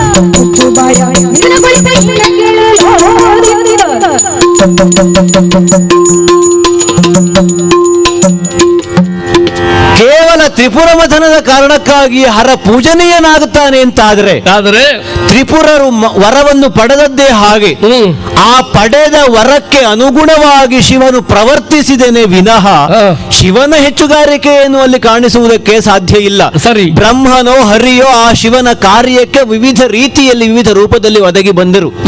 ಆ ಕಾರಣಕ್ಕೆ ತ್ರಿಪುರರ ಹನನವಾಯಿತು, ಪರಮೇಶ್ವರನಿಗೆ ಕೀರ್ತಿ ಹೆಚ್ಚಾಯಿತು. ಆಮೇಲೆ ಮಧುಕೈಟಭರ ಕಥೆ, ತಾವೇ ತಮ್ಮ ಪ್ರಾಣವನ್ನು ಅರ್ಪಿಸುವುದಾಗ ಮಾತು ಕೊಟ್ಟ ಮೇಲೆ ಮತ್ತೆ ಆ ಹರಿಯೇ ಅವರನ್ನು ಕೊಂದದ್ದು ಅಂತ ಹೇಳುವುದಕ್ಕೆ ಅರ್ಥವೇ ಇಲ್ಲ. 5,000 ವರ್ಷಗಳ ಕಾಲ ಕಾದಾಡಿದ ಮೇಲೆ ಉಪಾಯದಿಂದಲಾಗಿ ಮಾತು ಕೊಟ್ಟ ಮೇಲೆ ಹರಿ ಹಾಗಾದದ್ದು. ಆಮೇಲೆ ಬ್ರಹ್ಮ ಸೃಷ್ಟಿಸಬಹುದು. ಈಗ ಸೃಷ್ಟಿಸುವುದಕ್ಕೆ ಸಾಧ್ಯತೆ ಉಂಟು, ಆದ್ರೆ ಸೃಷ್ಟಿಸಬೇಕು ಅಂತಾದ್ರೆ ಅದಕ್ಕೊಂದು ವೇದಿಕೆ ನಿರ್ಮಾಣವಾಗಬೇಕಲ್ಲ. ಹೌದಪ್ಪ, ವೇದಿಕೆ ನಿರ್ಮಾಣವಾಗುವ ಮೊದಲೇ ಸೃಷ್ಟಿ ಕಾರ್ಯಕ್ಕೆ ಒಂದು ತಡೆ ಬೀಳ್ತದೆ ಅಂತಾದ್ರೆ ಮತ್ತೆ ನೀ ಬ್ರಹ್ಮನೂ ಆಗುವುದಕ್ಕಿಲ್ಲ. ಅಂತಹ ಕಾರ್ಯಗಳು ಅಂತಹ ರೀತಿಗಳು ಒದಗಿದ್ದರಿಂದ ತ್ರಿಮೂರ್ತಿಗಳಿಗೆ ಅಂತಹ ಕಾರ್ಯಗಳು ಒದಗಿಸುವುದಕ್ಕೆ ಸಾಧ್ಯವಾಯಿತು. ಹಾಗಾಗಿ ನೀನು ಹರಿಯೂ ಇಲ್ಲಿ ಆಗುವುದಕ್ಕೆ ಕಾರ್ಯ ಒದಗುವುದಿಲ್ಲ, ಉಳಿದವರು ಆಗುವುದಕ್ಕೆ ಸಾಧ್ಯವಿಲ್ಲ. ಹಾಗಾಗಿ ಕೇವಲ ನೀನು ಭರತನಾಗುತ್ತೀಯ ಅಂತಾದ್ರೆ, ತ್ರಿಮೂರ್ತಿಗಳು ಆಗುವುದಕ್ಕೆ ಸಾಧ್ಯವಾಗುವುದಿಲ್ಲ ಅಂತಾದ್ರೆ ನಿನ್ನ ಪಾದಕ್ಕೆ ಮಣಿಯುವುದಕ್ಕಿರುವಂತಹ ಶಿರ ಇದಲ್ಲವೇ ಅಲ್ಲ. ನೀನು ಪೂಜನೀಯ ಅಂತ ಆಡ್ತೀಯ ಅಂತಾದ್ರೆ ಒಪ್ಪುವುದಕ್ಕೆ ಸಾಧ್ಯವೇ ಇಲ್ಲ. ಮತ್ತೊಂದು ಅಂಶ ಉಂಟು. ಏನು? ನಾನು ಯಾರು ಬಲ್ಲೆಯೋ ಚಕ್ರಪತಿ ಹೇಳಲು ಛತ್ರಪತಿಯವನು ಹೇಳಲ ತನುವಿನೊಳು ಚರಿತ್ರೆಂಬ ಕವಿಗಳ ತನುವಿನೊಳು ಚರಿತ್ರೆಂಬ ಕವಿಗಳ ಶಕ್ರಾನುರ ತೇಜವು ಚಲಿಸಿಯುವುದು ಧಿಕ್ಕರಿಸುವುದೇಕೆ ನೀನು ರಾಜಮನೆತನದವರಿಗೆ ಹೇಳಿಸಿದಂತಹ ಒಂದು ಕಾಯಕ ಉಂಟು. ಯಾವುದು? ಅರಸನಾದವನು ತನ್ನ ಉತ್ತರಾಧಿಕಾರಿಯನ್ನು ಆಯ್ಕೆ ಮಾಡಿ ನನ್ನ ಮಗನು ನಾಳಿನ ದಿವಸ ಈ ರಾಜ್ಯಕ್ಕೆ ಯುವರಾಜ ಎನ್ನುವಂತಹ ಪದವಿಯನ್ನು ಕೊಡುತ್ತಾನೆ. ಕೇವಲ ಯುವರಾಜ್ಯಾಭಿಷೇಕ ಮಾತ್ರ ಅವನ ಪಾಲಿಗಾಗುವುದು. ತಂದೆಯ ಅವಸಾನದ ಬಳಿಕ ಈ ಸಿಂಹಾಸನಾರೋಹಣವನ್ನು ಮಾಡುವಾಗ ಪಟ್ಟಬಂಧ ಮಹೋತ್ಸವ ಎನ್ನುವುದು ಜರುಗಲ್ಪಡುತ್ತದೆ.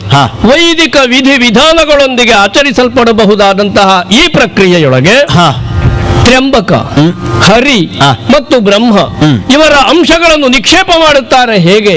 ಮಂತ್ರಮುಖೇನವಾಗಿ ಮಾತ್ರವಲ್ಲ, ಅಷ್ಟ ದಿಕ್ಪಾಲಕರ ಒಂದೊಂದು ಅಂಶವನ್ನು ಅವನಲ್ಲಿ ಕಾಣುವಂತಹ, ಪ್ರತಿನಿಧಿಸುವಂತಹ ಒಂದು ಯೋಗ ಯೋಗ್ಯತೆಯನ್ನು ಅವನಲ್ಲಿ ಆರೋಪಿಸುತ್ತಾರೆ. ಇದಕ್ಕೆ ಪಟ್ಟಾಭಿಷೇಕ ಅಂತ ಹೆಸರು. ಕುಮಾರ, ನಾಳಿನ ದಿವಸ ಆಯುಷ್ಯ ಗಟ್ಟಿ ಇದ್ರೆ, ಯೋಗ ಭಾಗ್ಯ ದೊಡ್ಡದಿದ್ರೆ ನಿನ್ನ ಪಾಲಿಗೆ ಅಂಥದ್ದೊಂದು ಬರಲಿ ಅಂತ ನಾನು ಹಾರೈಸ್ತೇನೆ. ಕೇವಲ ತ್ರಿಪುರ ಮಥನ, ತ್ರಿಪುರ ದಹನ ಕಥನವನ್ನು ನಾನು ಹೇಳಿದ್ದು ರೂಪಕವನ್ನಾಗಿಯೇ ಆದರೂ ನಮ್ಮ ದೇಶದಲ್ಲಿಯೂ ಅಂತಹ ಕಾಯಕವನ್ನು ನಾನು ಎಸಗಿದವನು. ದಾರಿದ್ರ್ಯ ಎನ್ನುವಂತಹ ತ್ರಿಪುರರನ್ನು ತಾಂಡವದ ಮುಖಾಂತರವಾಗಿ ಆಡಿ ಅದನ್ನು ದಹಿಸಿ ಹರನಾದವನು ನಾನು. 4 ಕೈಗಳು ಕಾಣಿಸ್ತಿಲ್ಲ ಅಂತ ಹೇಳಿದೆಯಲ್ಲ, 4 ದಿಕ್ಕುಗಳಿಂದ ಬರುವವರನ್ನು, ಬೇಡುವುದಕ್ಕೆ ಬರುವವರನ್ನು ಕೊಡುಗೈ ದಾನಿಯಾಗಿ ಕೊಟ್ಟು ಕೊಟ್ಟು ಕೊಟ್ಟು ಅವರನ್ನು ಶ್ರೀಮಂತರನ್ನಾಗಿಸಿದವನು ಈ ಭರತ. ಆ ದಿಸೆಯಲ್ಲಿ ಇವ ವಿಷ್ಣು.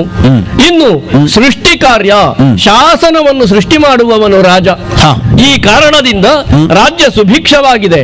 ಕಾಲ ಕಾಲಕ್ಕೆ ಬೇಕಾದಂತಹ ಮಳೆ ಬರುತ್ತಾ ಉಂಟು, ಮಳೆಗೆ ಸರಿಯಾದಂತಹ ಬೆಳೆ ದೊರಕುತ್ತಾ ಉಂಟು. ಆ ಬೆಳೆ ದೊರಕಿದ ಕಾರಣದಿಂದ ಪ್ರಜೆಗಳೆಲ್ಲ ಹಸನ್ಮುಖಿಗಳಾಗಿದ್ದಾರೆ. ಇಂತಹ ಒಂದು ಅದ್ಭುತ ಸೃಷ್ಟಿಯನ್ನು ಮಾಡಿದವನು.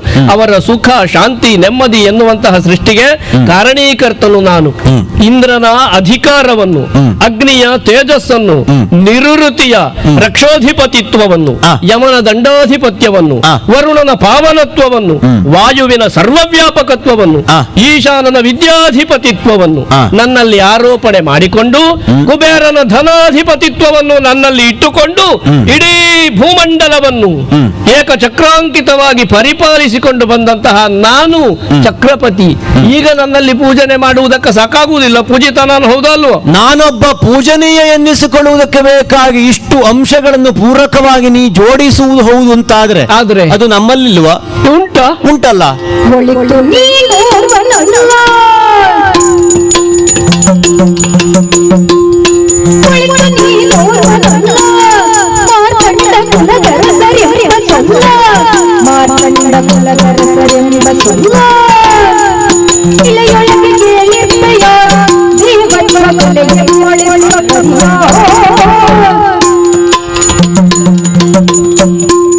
ಚಕ್ರವರ್ತಿಯಾದವನಲ್ಲಿ ಸಮಸ್ತ ದೇವತೆಗಳ ಅಂಶವು ಆವಾಹಿಸಲ್ಪಡುತ್ತದೆ ಎನ್ನುವ ನೆಲೆಯಲ್ಲಿ ಚಕ್ರವರ್ತಿ ಪೂಜನೀಯ ಅಂತ ಕರೆಸಿಕೊಳ್ಳುವುದೇ ಹೌದಾದರೆ ಕೇವಲ ನಿನಗೆ ಮಾತ್ರ ಸೀಮಿತ ಅಲ್ಲ.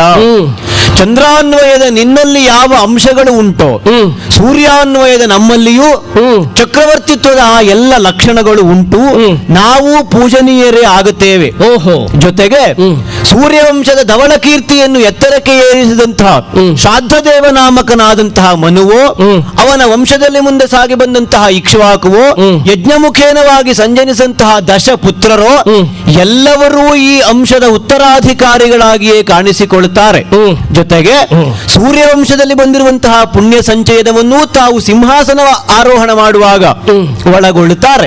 ಹಾಗಾಗಿ ಜಗತ್ತಿಗೆ ಬೆಳಕನ್ನು, ಶಾಖವನ್ನು ಕೊಡುವಂತಹ ಸೂರ್ಯ ತನ್ನ ವಂಶದಲ್ಲಿ ಬಂದಂತಹ ಸಕಲ ಚಕ್ರವರ್ತಿಗಳಿಗೂ ಇಷ್ಟೂ ಅಂಶವನ್ನು ಒದಗಿಸಿಕೊಡುತ್ತಾನೆ ಎನ್ನುವ ನೆಲೆಯಲ್ಲಿ ನನ್ನ ತಂದೆಯವರೂ ಈ ರೀತಿಯಲ್ಲಿಯೇ ಭಾಜನರಾಗುತ್ತಾರೆ, ಪೂಜನೀಯರಾಗುತ್ತಾರೆ. ಈಗ ಒಬ್ಬ ಚಕ್ರವರ್ತಿಯು ಮತ್ತೊಬ್ಬ ಚಕ್ರವರ್ತಿಯ ಪಾದಕ್ಕೆ ಮಣಿಸುವಂತಹ ಅನಿವಾರ್ಯತೆ ಏನು ಒದಗಲ್ಪಡುವುದಿಲ್ಲ. ಒಬ್ಬ ಚಕ್ರವರ್ತಿಯ ಮಗನಾದವನು ಅದೇ ದಾರಿಯಲ್ಲಿ ಸಾಗುವುದಕ್ಕೆ ಅಂತ ಹೊರಟಾಗ ಕೇವಲ ಚಕ್ರವರ್ತಿ ಎನ್ನುವ ನೆಲೆಯಲ್ಲಿ ಪಾದಕ್ಕೆ ಆನತನಾಗುವುದಕ್ಕೆ ಸಾಧ್ಯವೇ ಇಲ್ಲ. ಇದು ಸಾಮಾನ್ಯವಾಗಿ ನಿನ್ನ ಪ್ರಜೆಗಳೋ ಅಲ್ಲ ನಿನ್ನ ಸಾಮಂತರೋ ಇದನ್ನು ಒಪ್ಪುವುದಕ್ಕೆ ಆದ್ರೆ ಸಾಧ್ಯತೆ ಇರ್ತದೆ. ನಾನೊಬ್ಬ ಚಕ್ರವರ್ತಿಯ ಮಗನಾಗಿ ಭವಿಷ್ಯದ ಉತ್ತರಾಧಿಕಾರಿಯಾಗುವುದಕ್ಕೆ ಹವಣಿಸಿ ಬಂದದ್ದರಿಂದ ಕೇವಲ ಇದೊಂದೇ ನಿನ್ನನ್ನು ಪೂಜಿಸುವುದಕ್ಕೆ ಸಾಧ್ಯ ಇಲ್ಲ. ಹೌದು ಅಂತಾದ್ರೆ ಯುದ್ಧ ಮುಖೇನವಾಗಿ ನಾನು ಸೋತ ಮೇಲೆಯಾದರೆ ಇದು ಹೌದು ಅಂತ ಕರೆಸಿಕೊಳ್ಳಬಹುದು. ಇದುವರೆಗೆ ನನಗಿದ್ದಂತಹ ಆತಂಕವನ್ನು ನಿವಾರಣೆ ಮಾಡಿದೆ. ಯಾಕೆ ಸರಿ ಸಮಾನರಲ್ಲಿ ಸಮಾನ ತುಲ್ಯರಲ್ಲಿ ಮೈತ್ರಿಯೋ ಅಥವಾ ವೈರವೋ ಇದನ್ನು ಸಾಧಿಸಬೇಕು ಎನ್ನುವಂತಹದ್ದು ನಾನು ನಂಬಿದ ಸಿದ್ಧಾಂತ. ಯಾವುದೋ ಒಬ್ಬ ಬಾಲಕ ಬಂದು ನಾನು ಯುದ್ಧವನ್ನು ಅಪೇಕ್ಷಿಸಿದ್ದೇನೆ ಅಂತ ಹೇಳುವಾಗ ಕೊಡುವಷ್ಟು ಮೂರ್ಖ ನಾನಾಗಬಾರದು ಎನ್ನುವಂತಹದ್ದು. ಆದ್ರೆ ಈಗ ಹಾಗಲ್ಲ. ಚಕ್ರವರ್ತಿಯ ಆ ಒಂದು ಅಂಶ ನನ್ನಲ್ಲುಂಟು ಅಂತ ಹೇಳಿದಾಗ ನಿನ್ನಲ್ಲಿಯೂ ಅದುಂಟು ಅಂತ ನೀನು ಸ್ಥಾಪನೆ ಮಾಡಿಕೊಂಡೆ ಅಂತಾದ್ರೆ ಒಂದು ಹಂತದಲ್ಲಿ ಸರಿಸಮಾನರು ನಾವು ಹೌದು ಅಂತ ಆಗುತ್ತದೆ ಅಲ್ಲ. ಈಗ ಯುದ್ಧ ಮಾಡುವುದಕ್ಕೆ ನನಗೆ ಯಾವ ಆತಂಕವೂ ಇಲ್ಲ. ಆದರೆ ಅಸ್ತ್ರಗಳ ಪ್ರಯೋಗ ಅಲ್ಲ, ಕೇವಲ ಶೌರ್ಯ ಸಾಮರ್ಥ್ಯವನ್ನೇ ಮಾಧ್ಯಮವಾಗಿ ಇಟ್ಟಂತಹ ಇದು ಒಂದು ಹುಲು ಶಸ್ತ್ರವನ್ನು ಪ್ರಯೋಗಿಸಿದ್ದೇನೆ. ತಡೆದುಕೊಳ್ಳು ನೋಡೋಣ, ಪ್ರಯತ್ನಿಸ್ತೇನೆ ನೋಡೋಣ.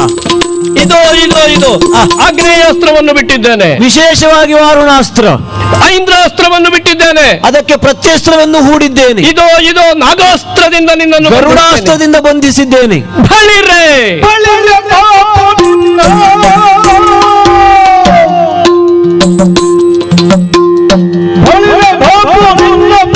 ಗಳಿಸಿದ ಕೆಲ ಪುಣ್ಯದಿಂದ ಗಳಿಸಿದ ಕೆಲ ಪುಣ್ಯದಿಂದ ಕಲಿಸಮ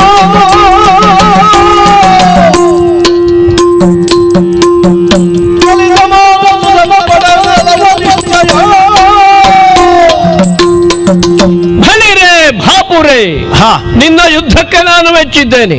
ಕೇವಲ ನಿನ್ನ ತೋಳಿನ ಬಲವೋ ಬುದ್ಧಿಯ ಸಾಮರ್ಥ್ಯವೋ ಯುದ್ಧದಲ್ಲಿ ಕೆಲಸವನ್ನು ಮಾಡಿತು ಅಂತ ನಾನು ಒಪ್ಪುವವನಲ್ಲ. ನಿನ್ನ ಅಪ್ಪ ಮಾಡಿದಂತಹ ಪೂರ್ವ ಸುಕೃತ ಆ ವಿಶೇಷವೇ ನಿನ್ನನ್ನು ಇಷ್ಟೊಂದು ಸಾಮರ್ಥ್ಯವಂತನನ್ನಾಗಿಸಿದೆ. ಬಹಳ ಸಂತೋಷ ಆಯಿತು, ಸಮಾಧಾನ ಆಯಿತು.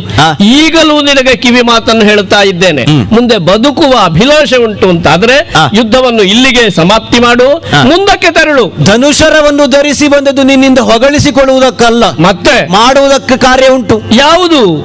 ಹೊಗಳಬೇಡ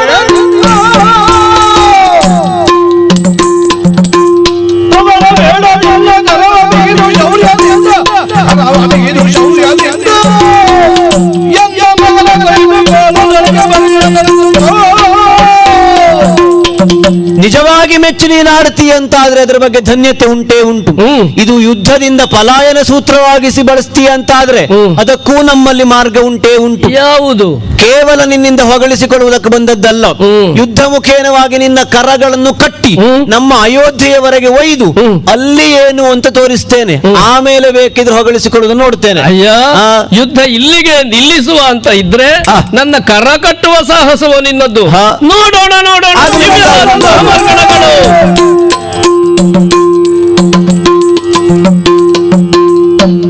ಧರೆಯೊಳಗೆ ಮೂರ್ಛಿಸಿದ ನೃಪಸುತ ನೆಲವ ಕಂಡ ಕ್ಷಣದಿ ಭರತನು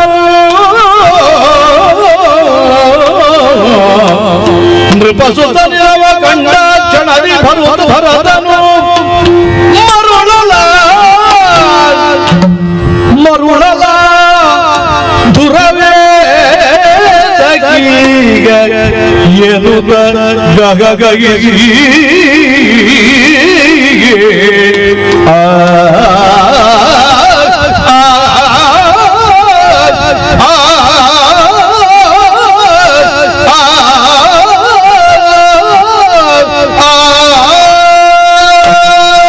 ವಲ್ಲರಿಯಲ್ಲಿ ಈಗ ತಾನೇ ಪಲ್ಲವಿಸುತ್ತಿರುವಂತಹ ಈ ಮಿಡಿಗಳಿಗೆ ಇದ್ದಕ್ಕಿದ್ದ ಹಾಗೆ ತಾವು ಹಣ್ಣಾಗಬೇಕು ಅಂತ ಅಪೇಕ್ಷೆ. ಕೇವಲ ಚಂಡ ಭೈರವಾದಿ ಶಕ್ತಿ ಪ್ರಯೋಗ ಮಾಡಿದ ಮರುಕ್ಷಣದಲ್ಲಿಯೇ ಮೂರ್ಛಿತನಾಗಿ ಬಿದ್ದಿದ್ದಾನೆ. ಹೋಗಲಿ ಹುಡುಕ ಬದುಕಲಿ ಅಂತ ಹೇಳಿ ಬಿಡೋಣ ಅಂತ ಅನ್ನಿಸ್ತಾ ಉಂಟು. ಅರೆ, ಎಚ್ಚರಾವಸ್ಥೆಗೆ ಬರ್ತಾ ಇದ್ದಾರಲ್ಲ.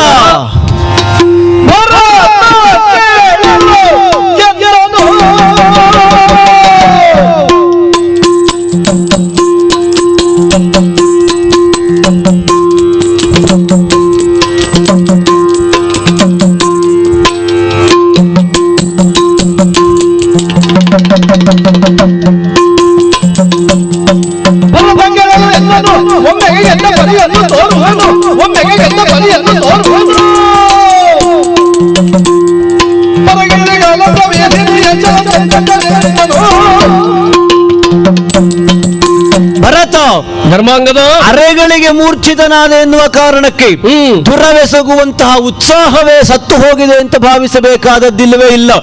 ಇಲ್ಲಿಯವರೆಗೆ ಸಾಮಾನ್ಯವಾದಂತಹ ಶರಗಳನ್ನೋ ಪ್ರತ್ಯಸ್ತ್ರವನ್ನೋ ಪ್ರಯೋಗಿಸಿದ್ದೇನೆ ಎಂಬ ಮಾತ್ರಕ್ಕೆ ಬತ್ತಳಿಕೆಯಲ್ಲಿ ಶರಗಳೆಲ್ಲ ಬರಿದಾಗಿ ಹೋಯಿತು ಎನ್ನುವ ಹಾಗೆ ತಪ್ಪಾಗಿ ಭಾವಿಸಬೇಡ. ಸಕಾಲದಲ್ಲಿ ಪ್ರಸಂಗವನ್ನು ಮುಗಿಸುವುದಕ್ಕೆ ಕಾಲಪ್ರಭೇದಿನಿ ಎನ್ನುವಂತಹ ವಿಶೇಷವಾದ ಶರ ಧರಿಸಿದ್ದೇನೆ, ಪ್ರಯೋಗಿಸ್ತೇನೆ. ಯಾವುದು? ಕಾಲಪ್ರಭೇದಿನಿ. ಪ್ರತಿಯಾಗಿ ಘೋರ ಕಪರ್ದಿ ಎನ್ನುವಂತಹ ಶರವನ್ನು ಪ್ರಯೋಗಿಸ್ತೇನೆ. ನೋಡೋಣ.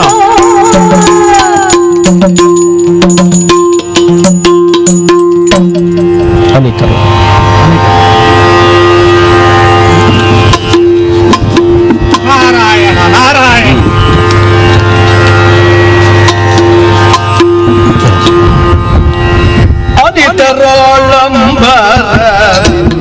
ಶ್ರೀ ನರಸಿಂಹ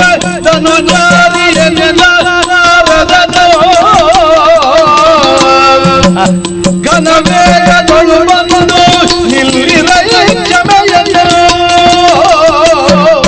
ಮನದೊಳು ತಾಳಿದೆ ಬರೋ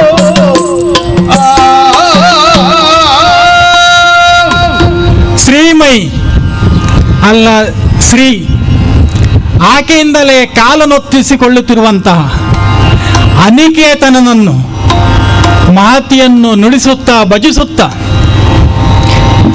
ಏನಿತು ಎಂಬುದಾಗಿ ಯೋಚಿಸಿರುವಾಗ ಅನಿತು ಇನಿತು ಎನ್ನುವಂಥ ಮಾತುಗಳನ್ನು ಕೇಳಿದಾಗ ಅಂಬರದಿಂದ ಇಳಿದು ಇವರಿಬ್ಬರ ನಡುವೆ ಕಾಣಬೇಕಾದಂತಹ ವಸ್ತ್ರ ಯಾವುದು, ಬಟ್ಟೆ ಯಾವುದು, ದಾರಿ ಯಾವುದು ಅದನ್ನು ತೋರಿಸಬೇಕಾಗಿದೆ. ಮೂಲದಲ್ಲಿ ಒಂದೇ ಇದ್ದದ್ದು ಎರಡಾಗಿ ಈಗ ಎರಡು ಬೇರೆ ಬೇರೆ ಕಾಣುತ್ತಾ ಇದೆ. ಅದನ್ನು ಒಂದು ಮಾಡಬೇಕು. ತಡ ಮಾಡಲಿಲ್ಲ, ಬಂದದ್ದು ಘನವೇಗದಲ್ಲಿ ಬಂದು ಇಲ್ಲಿ ನಿಂದದ್ದು. ಯಾಕಂತ ಹೇಳಿದ್ರೆ ಇಲ್ಲಿ ಎಲ್ಲ ಬರುವಾಗ ನಾವು ಪೆಟ್ಟು ಆಗುವಲ್ಲಿ ಒಂದೇ ಪೆಟ್ಟು ಆಗುವ ಮೊದಲು ಹೋಗುವುದು, ಆ ನಂತರ ಪೆಟ್ಟು ಮುಗಿದ ನಂತರ ಹೋಗುದು, ಮಧ್ಯದಲ್ಲಿ ಹೋಗುದಿಲ್ಲ. ಅದಕ್ಕಾಗಿ ಜೋರಾಗಿ ಮಹತಿಯನ್ನು ನುಡಿಸಿದ್ದು. ಅವರಿಬ್ಬರು ಒಂದು ಸಲ ಆ ಕಡೆ ಈ ಕಡೆ ನೋಡಿದ್ರು ನೋಡಿ, ಆಗ ನಾನು ಕೆಳಗೆ ಇಳಿದು ಮಧ್ಯದಲ್ಲಿ ನಿಂತದ್ದು. ಭರತ ರುಕ್ಮಾಂಗದ ಧರ್ಮಾಂಗದರೇ, ನಿಮ್ಮಿಬ್ಬರನ್ನು ಕಂಡಾಗ ಕಾಣುವುದು ನೀವು ನನಗಲ್ಲ, ಈ ಧರಣಿ ದೇವತೆ. ಧರಣಿ ದೇವಿಯ ನೇತ್ರ ಎರಡು ಸಿಂಹಾಸನ, ಧರಣಿ ದೇವಿಯ ನೇತ್ರ ಎರಡು ಸಿಂಹಾಸನ, ನೇಮುದು ಶಶಿರವಿ ಕುಲದೇವರು, ಮೆರೆಮುದು ಶಶಿರವಿ ಕುಲದೇವರು, ಕೊರತೆಯಾಗಲು ಬಾರದಿದರಳು, ಕೊರತೆಯಾಗಲು ಬಾರದಿದರಳು, ಸಮವೆಂದು ಅರಿತುಕೊಳ್ಳಿರಿ ಮನದೊಳಗೆ, ಅರಿತುಕೊಳ್ಳಿರಿ ಮನದೊಳಗೆ.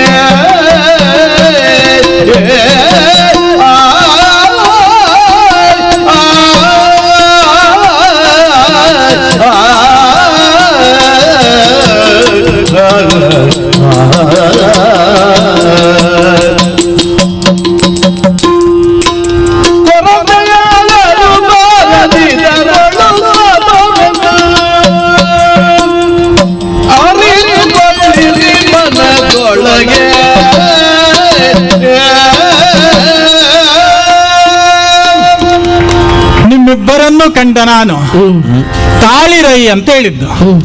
ನೀವು ತಳೆದೇ ನಿಂತವರು, ಕೈಯಲ್ಲಿ ನೋಡಿದ್ರೆ ಗೊತ್ತಾಗ್ತದೆ. ಹೌದು. ಆದ್ರೂ ತಾಳಿರೈ ಯಾವುದನ್ನು ತಾಳುವುದು? ಸದ್ಯದಲ್ಲಿ ನೀವು ಕ್ಷಮೆಯನ್ನು ತಾಳ್ಬೇಕು. ಕಾರಣ ಏನು ಅಲ್ಲ, ನಾವು ನಿಂತಿರುವಂತಹ ಶಮಯ ಧರಿತ್ರಿ. ಈ ಧರಿತ್ರಿ ಧರಣಿ ದೇವತೆ. ಕೆಲವರಿಗೆ ನಿನ್ನೆ ಅಮ್ಮ, ಇವತ್ತು ಹೆಂಡತಿ, ನಾಳೆ ಮಗಳ ಉಪಾಧಿಯಲ್ಲಿರುವಂತಹ ಸೊಸೆ ಅಲ್ವಾ? ಆದರೂ ನಮಗೆ ಅವಳು ಯಾವತ್ತೂ ದೇವತೆ. ನಾವು ನಮಗೆ ಹುಟ್ಟಿರುವಂತಹ ಒಬ್ಬ ಮಗನಾಗಲಿ ಮಗಳಾಗಲಿ ಅಥವಾ ಯಾರನ್ನೇ ಆದರೆ ಅವರ ಮುಖವನ್ನು ನೋಡಿದಾಗ ಕಣ್ಣುಗಳೆರಡು ಚಂದ ಇರ್ಬೇಕಂತ ನಾವು ಯೋಚಿಸೋದು. ಸರಿ. ಸರ್ವ ಇಂದ್ರಿಯಗಳಲ್ಲಿ ಪ್ರಧಾನವಾದದ್ದು ನಯನ ಅಂತೆ. ಹಾಗಿರುವಾಗ ನೀವಿಬ್ಬರು ಸೇರಿ ತೊಡಗಿರುವಂತಹ ಪ್ರಸಂಗವನ್ನು ನೋಡಿದಾಗ ಏನು ಭೂದೇವಿಯ ಒಂದು ಕಣ್ಣನ್ನು ತೆಗೆಯುವ ಯೋಚನೆ ಎಂತದ್ದು ನಿಮ್ಮದು? ಅರ್ಥ ಆಗಲಿಲ್ಲ ನಾರದ್ರೆ. ಯಾಕಂತ ಹೇಳಿದ್ರೆ ಚಂದ್ರವಂಶ ಮತ್ತು ಸೂರ್ಯವಂಶ, ಧರಣಿ ದೇವಿಯ ಎರಡು ಕಣ್ಣುಗಳಿದ್ದ ಹಾಗೆ, ಎರಡು ಕಣ್ಣುಗಳಿಂದ ನೋಡುವಂತಹ ನೋಟ, ಕಣ್ಣು ಎರಡಾದ್ರೂ ಸಹ ಒಂದು ವಸ್ತುವನ್ನು ಕಾಣಬೇಕಿದ್ರೆ ನೋಟ ಒಂದೇ ಆಗ್ಬೇಕಲ್ವಾ? ಹೌದು. ಅದು ಬೇರೆ ಬೇರೆ ಆದ್ರೆ ವಸ್ತು ರೂಪ ಏನನ್ನೋದು, ಸತ್ಯರೂಪ ಏನನ್ನೋದು ಗೊತ್ತಾಗುವುದಿಲ್ಲ. ಈಗ ಬೇರೆ ಆಯ್ತು. ಮತ್ತಲ್ಲ ಇಲ್ಲದೆ ಇದ್ದರೆ ಮತ್ತೇನು? ಧರ್ಮಕ್ಕಾಗಿ ಬದ್ಧನಾದವನು ನೀನು, ಭಕ್ತಿಗಾಗಿ ಸಿದ್ಧಗೊಂಡವರು ಧರ್ಮಾಂಗದ ಹಾಗೂ ಸೂರ್ಯವಂಶೀಯರು. ಸರಿ. ಧರಿತ್ರಿಯಲ್ಲಿರಬೇಕಂತ ಸತ್ಯಂವದ ಧರ್ಮಾಂಶರ ಆ ಆಂಬೋಣಕ್ಕೆ ಬದ್ಧರಾಗಿದ್ದುಕೊಂಡು ನೀವಿಬ್ಬರು ಕಾರ್ಯಪ್ರವೃತ್ತರಾದವರು. ಯುದ್ಧ ಘಟಿಸುವುದೇ ಇಲ್ಲ ಅಂತಲ್ಲ, ಆರ್ಥ ರಕ್ಷಣೆಯನ್ನೇ ಹೊಣೆಯಾಗಿ ಹೊತ್ತಂತಹ ನೀವು ಧೂರ್ತ ಶಿಕ್ಷಣಕ್ಕಾಗಿ ಯುದ್ಧ ಮಾಡಬೇಕು. ಆದ್ರೆ ನಿಮ್ಮಿಬ್ಬರಲ್ಲಿ ನನಗೆ ಯಾರು ಧೂರ್ತರು ಕಾಣುವುದಿಲ್ಲ. ಇಬ್ಬರಲ್ಲೂ ಕಂಡರೆ ಅಜಿತರೇ ಕಾಣುವುದು ನನಗೆ. ಇಬ್ಬರು ಅಜಿತರಿರುವಾಗ ಒಬ್ಬನು ಪರಾಜಿತನಾಗಬೇಕೆಂಬುದಾಗಿ ಭಾವಿಸಿದ್ರೆ ಸಾಧುವೇ, ಸಾಧ್ಯವೇ? ಆದ ಕಾರಣದಿಂದಾಗಿ ಈಗ ಈ ಹಂತಕ್ಕೆ ಬಂದಾಗಿದೆಯಲ್ಲ ಸ್ವಾಮಿ, ಮುಂದೇನು ಕರ್ತವ್ಯ? ಸುಲಭ ಉಪಾಯ ಇದೆ ಅಲ್ಲ? ಯಾವುದು? ಶರವ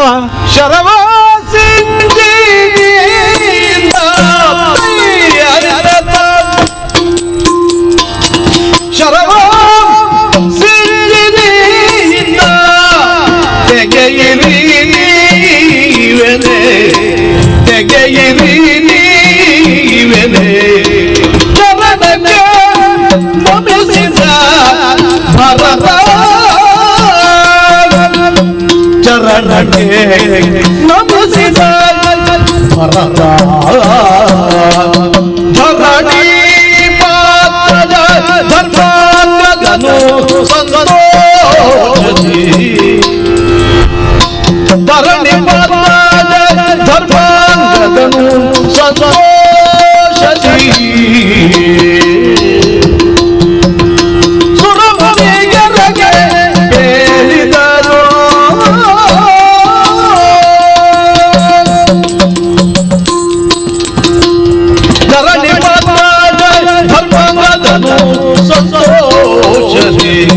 ಸುರಮುನಿಯರಿಗೆ ಹೇಳಿದರು ಸಂತೋಷಿ. ಅಯ್ಯ ಸ್ವಾಮಿನ್, ಶರ ಅದು ಹರಿದರೆ ಸೇರೋದು ಶರದಿ, ನೀವು ಕೈಯಲ್ಲಿ ಧರಿಸುವುದು ಶರ. ಸಿಂಜಿನಿಗೆ ಜೋಡಿಸಿದ್ದೀರಾ. ಸಿಂಜಿನಿ ಅನ್ನೋದಕ್ಕೆ ಇನ್ನೊಂದು ಅರ್ಥವಿದೆ. ಯಾವುದು? ಕಾಲ್ಗೆಜ್ಜೆಯ ನಾದ ಅಂತ. ನೀವಿಬ್ಬರು ಸೇರಿ ಕ್ಷಮೆಯನ್ನು ಆಂತು ಆ ಶರವನ್ನು ಕಾಲ್ಗೆಜ್ಜೆಯ ನಾದದ ಹಾಗೆ ಹಿಂದಕ್ಕೆ ತಕೊಂಡ್ರೆ ಇಲ್ಲೊಂದು ಸುನಾದ ಮೂಡಿ ಬರುದಿಲ್ವ ಅಂತ. ಖಂಡಿತವಾಗಿಯೂ ಹೌದು. ಯೋಚನೆ ಮಾಡಿ. ನಿಮ್ಮ ಮಾತಿಗೆ ನಾನಂತೂ ಒಡಬಟ್ಟಿದ್ದೇನೆ. ಆದರೆ ಒಡಬಟ್ಟಿದ್ದೇನೆ ಎನ್ನುವುದನ್ನು ಸೂಚಿಸುವುದಕ್ಕೆ ಬೇಕಾಗಿ ಪದಕಾಲತನಾಗಿದ್ದೇನೆ. ಶುಭಮಸ್ತು ಅಂತ ಹೇಳಿದ್ದೇನೆ. ಅವ ಏನು ಮಾಡ್ತಾನೆ ಅಂತ ಗೊತ್ತಿಲ್ಲ. ನಾರದರೆ, ಧರ್ಮಾಂಗದ ಏಕಾದಶಿ ವ್ರತವನ್ನು ಬೋಧಿಸಿದವರೇ ನೀವು ನನ್ನಯ್ಯನಿಗೆ. ಅಂದ್ರೆ ಸಕಲಕ್ಕೂ ನಿಮ್ಮ ಪೂರ್ವ ಪ್ರೇರಣೆ ಉಂಟೇ ಉಂಟು ಎನ್ನುವ ಹಾಗೆ ಭಾವಿಸಿದವ ನಾನು. ಮತ್ತೆ ನಾರದರಂತವರು ಮಧ್ಯಪ್ರವೇಶ ಮಾಡುತ್ತಾರೆ ಅಂತಾದ್ರೆ ಯಾವ ಹಿರಿತನವನ್ನಿರಿಸಿಕೊಂಡು ನಾನು ಮಾತಾಡುವುದಕ್ಕೆ ಸಾಧ್ಯ? ಹಾಗಾಗಿ ನಿಮ್ಮ ಸಂಕಲ್ಪ ಏನುಂಟು ಅದಕ್ಕೆ ಪ್ರತಿಯಾಡುವುದಕ್ಕೆ ನಾ ಸರ್ವಥಾ ಸಿದ್ಧನಿಲ್ಲ. ಕಲ್ಯಾಣ ಮಸ್ತು. ಹೌದಾ? ನಾರದರೆ, ನನಗೆ ಶುಭ ಆಗಬೇಕು, ಅವನಿಗೆ ಕಲ್ಯಾಣ ಆಗ್ಬೇಕು. ಆಗಲಿ. ಈಗ ನಮ್ಮಿಬ್ಬರ ಸಂಕಲ್ಪವೂ ಒಂದೇ ಆಗಿತ್ತು. ಹೌದು, ಇಲ್ಲೊಂದು ಸಂಗಮ ಆಗ್ಬೇಕು ಅಂತ ದೂರ. ಆದ್ರೆ ಈಗ ಮುಂದೇನು ಅಂತ ತಾವೇ ಹೇಳಬೇಕು. ಹೇಳ್ತೇನೆ. ಅಯ್ಯ ಭರತ,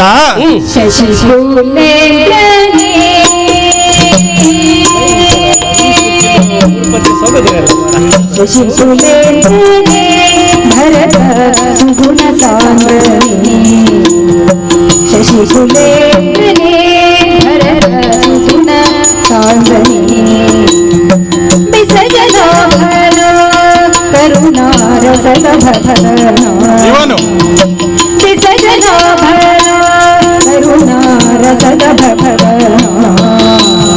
ಋಷರಿಂದಲೀ ಸಸರಸು ವೇಗದಲ್ಲಿ ಪರಮ ಪುರುಷನ ದಯಗರು ದೈವನ, ಪರಮ ಪುರುಷ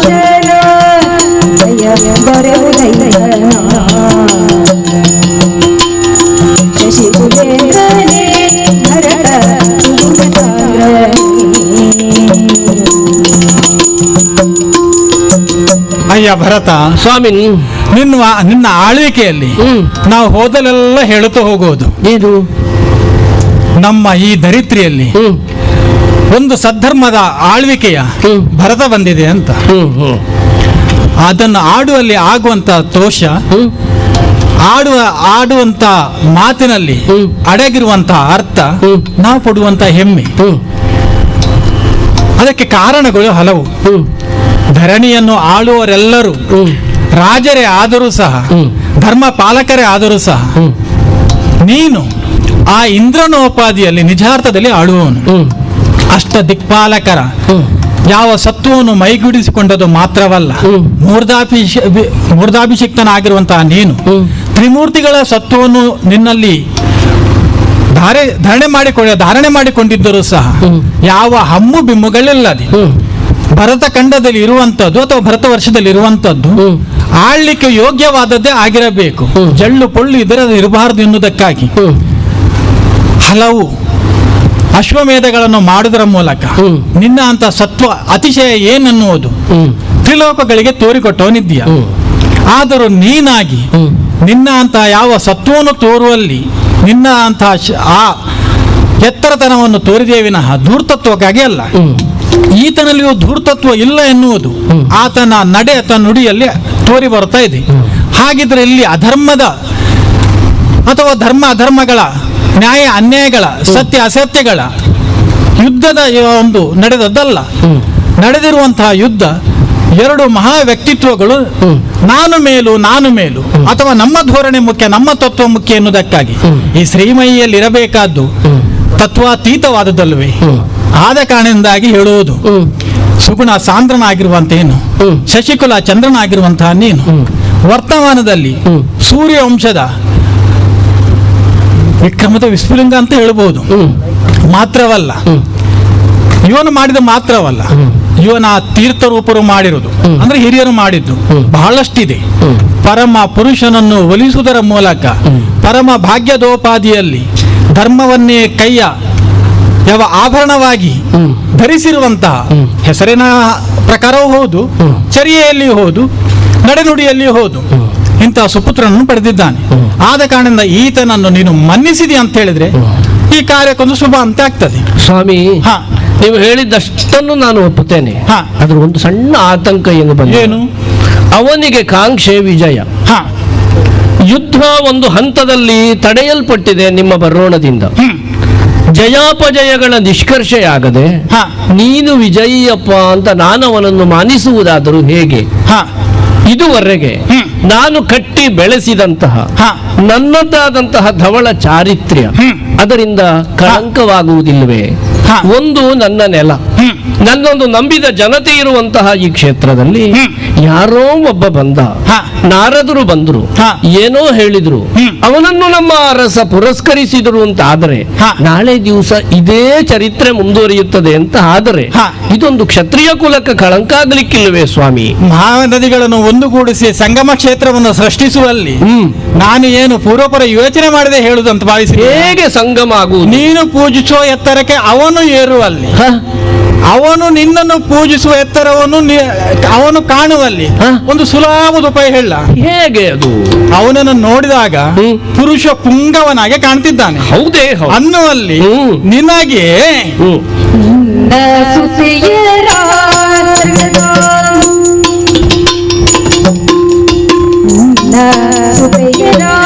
ಇವಗೆ ಮನ್ನಿಸೈವರ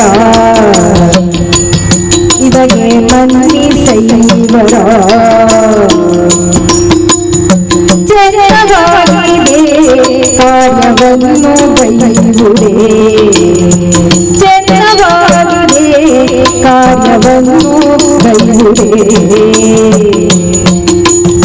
ಶಶಿಕುಲೇಂದ್ರನೇ ಭರತ ಸುಗುಣ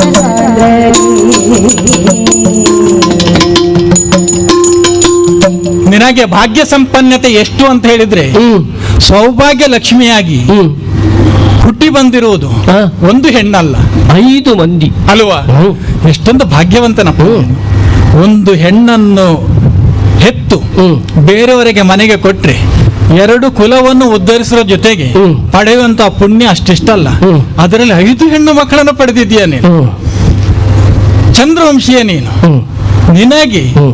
ನಿನ್ನ ಕುಲವನ್ನು ಬೆಳಗಿಸಿಕೊಳ್ಳಿಕ್ಕೆ, ಹ್ಮ್. ಕೊಟ್ಟ ಕುಲವನ್ನು ಇನ್ನಷ್ಟು ಉದ್ಧಾರ ಮಾಡ್ಲಿಕ್ಕೆ ಹ್ಮ್. ಸೂರ್ಯವಂಶ ಬಿಟ್ರೆ ಬೇರೆ ಯಾವುದಿದೆ? ಮತ್ತೆ ಇವನನ್ನು ಒಂದ್ಸಲ ನೋಡು. ಹಾ. ಇವನ ಮುಖವನ್ನು ನೋಡಿದ್ರೆ ಹ್ಮ್. ಪ್ರಪಂಚದಲ್ಲಿರುವ ಯಾವ ಹೆಣ್ಣು ಒಂದು ಸಲ ಕಣ್ಣು ಹಾಕ್ಲಿಕ್ಕಿಲ್ಲ.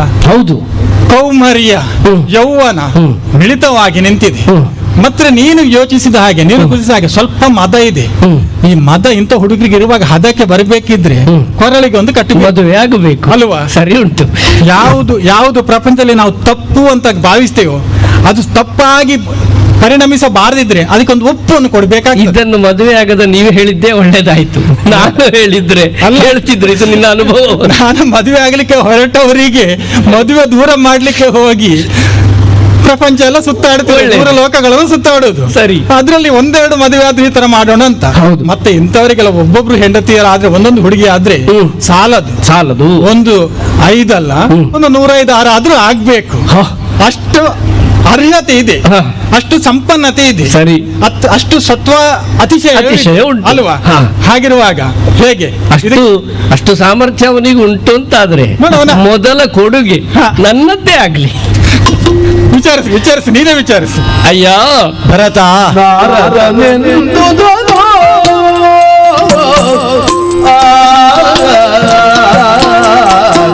ನಾರದನೆಂದುದನು ಕೇಳುತ್ತ ಧಾರಿಣಿ ಪಾಲಕನು, ಕೇಳುತ್ತ ಧಾರಿಣಿ ಪಾಲಕನು. ವರದ ಭಕ್ತನ ಪುತ್ರ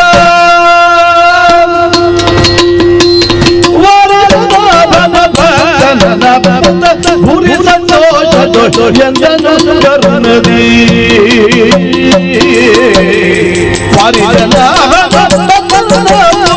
ಭೂರಿ ಸಂತೋಷದೊಳೆಂದನು ಕರುಣದಿ ನಾರದನೆಂದುದನು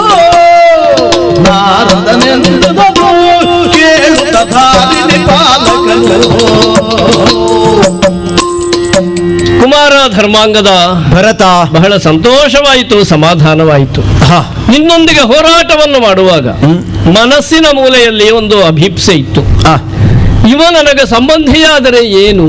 ಆ, ಕಾರಣ ಇಷ್ಟೇ. ಆ, ನಾರದರೇ ಆಡಿದ ಹಾಗೆ ಧರ್ಮಗಳ ಸಂಘರ್ಷ ಇದಲ್ಲ, ಆ, ಸತ್ಯಾಸತ್ಯಗಳ ನಡುವಿನ ತಿಕ್ಕಾಟ ಇದಲ್ಲ, ಹ್ಮ್, ನೀತಿ ಅನೀತಿಗಳ ಪರಸ್ಪರ ಹೋರಾಟ ಇದಲ್ಲ.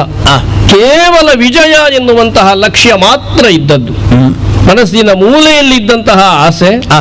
ಸೋತು ಗೆಲ್ಲಬೇಕು, ಹ. ಅದು ನಿಜವಾದ ಗೆಲುವು ಅಂತ ಭಾವಿಸಿದವನು ನಾನು. ಹ್ಮ್, ಸೈದ್ಧಾಂತಿಕವಾಗಿ ಆ. ನಿನ್ನನ್ನು ನೋಡಿದ ಕ್ಷಣದಲ್ಲಿಯೇ ನಾನು ಸೋತವನು, ಹ್ಮ್. ನಿನ್ನ ಪ್ರಭಾವಕ್ಕೆ ಒಳಗಾದವನು. ಹ. ಹಾಗಾಗಿ ನಾರದರಂತಹ ಮಹಾತ್ಮರ ಆಗಮನ ಆಗುತ್ತದೆ ಅಂತಾದರೆ, ಆ. ಬೆಸೆಯುವಲ್ಲಿ ಅವರು ಮನ ಮಾಡ್ತಾರೆ ಅಂತಾದರೆ ಆ. ಅದನ್ನು ಅಲ್ಲಗಳೆಯುವವನು ನಾನಲ್ಲ. ಆ. ಇದು ಹ್ಮ್, ಚಂದ್ರವಂಶದಿಂದ ಸೂರ್ಯವಂಶಕ್ಕೆ ಕೊಡುಗೆಯಾಗಿ 5 ಕನ್ಯೆಯರನ್ನು, ಆ. ಕನ್ಯಾ ರತ್ನಗಳನ್ನು ನಾನು ಸಮರ್ಪಣೆ ಮಾಡುವವನಿದ್ದೇನೆ. ಭರತ, ಹ್ಮ್. ನಿನ್ನನ್ನು ಧುರದಲ್ಲಿ ಬಂಧಿಸುವುದಕ್ಕೆ ಅಂತ ಬಂದವನ. ಹ್ಮ್. ಈಗ ನನ್ನನ್ನು ಸಂಸಾರ ಬಂಧನಕ್ಕೆ ಬಂಧಿಸುವುದಕ್ಕೆ ನೀ ತೊಡಗಿದ ಹಾಗಾಯಿತು. ಒಂದು ಹಾಗಾಯಿತು. ಆಗಲಿ. ಇನ್ನು ಆ, ಜಯವನ್ನು ಪ್ರಾಪ್ತಿ ಮಾಡಿಕೊಂಡು ಪರ್ಯಾಯವಾಗಿ ನನ್ನಿಂದ ಆ. ತಲೆ ತಗ್ಗಿಸುವಂತಹ ಕಾಯಕ ಮಾಡಿಸ್ತೇನೆ ಅಂತ ಹೊರಟವನು ನೀನು. ಹೌದು, ಹೌದು. ನಿನ್ನ ಕಾಲ್ ತೊಳೆಯುವುದು ಬೇಡವಾ ಕನ್ಯಾದಾನ ಮಾಡಬೇಕಾದ್ರೆ? ಹಾ, ಹಾ, ಹಾ. ಆವಾಗ ನನ್ನ ತಲೆ ತನ್ನಿಂದ ತಾನಾಗಿಯೇ ತಗ್ಗಿಸಲ್ಪಡುತ್ತದೆ. ಆಗ ನನ್ನ ತಲೆಯೂ ನೀನು ಪೂಜನೀಯ ಅಂತ ಬಾಗುತ್ತದೆ ಅಲ್ವೋ? ಹೌದಪ್ಪ. ಪರಸ್ಪರ ಆ. ಇಷ್ಟು ಸುಲಭದಲ್ಲಿ ಇದು ಬಗೆಹರಿಯುತ್ತದೆ ಅಂತಾದ್ರೆ ಆ. ನಾನಂತೂ ಸಿದ್ಧನಿದ್ದೇನೆ. ಮತ್ತೆ ನಾರದರಂತವರೇ ಹೀಗೆ ಆಡುತ್ತಾರೆ ಅಂತಾದ್ರೆ ಹ್ಮ್. ದಿವ್ಯ ದೃಷ್ಟಿಯನ್ನು ಹೊಂದಿದಂತಹ ಅವರ ಮಾತನ್ನು ಅಲ್ಲಗಳೆಯುವುದಕ್ಕೆ ಸಾಧ್ಯವೇ ಇಲ್ಲ. ಸರಿ. ಆದರೆ ಒಂದುಂಟು, ಏನು? ಈಗ ಅವರ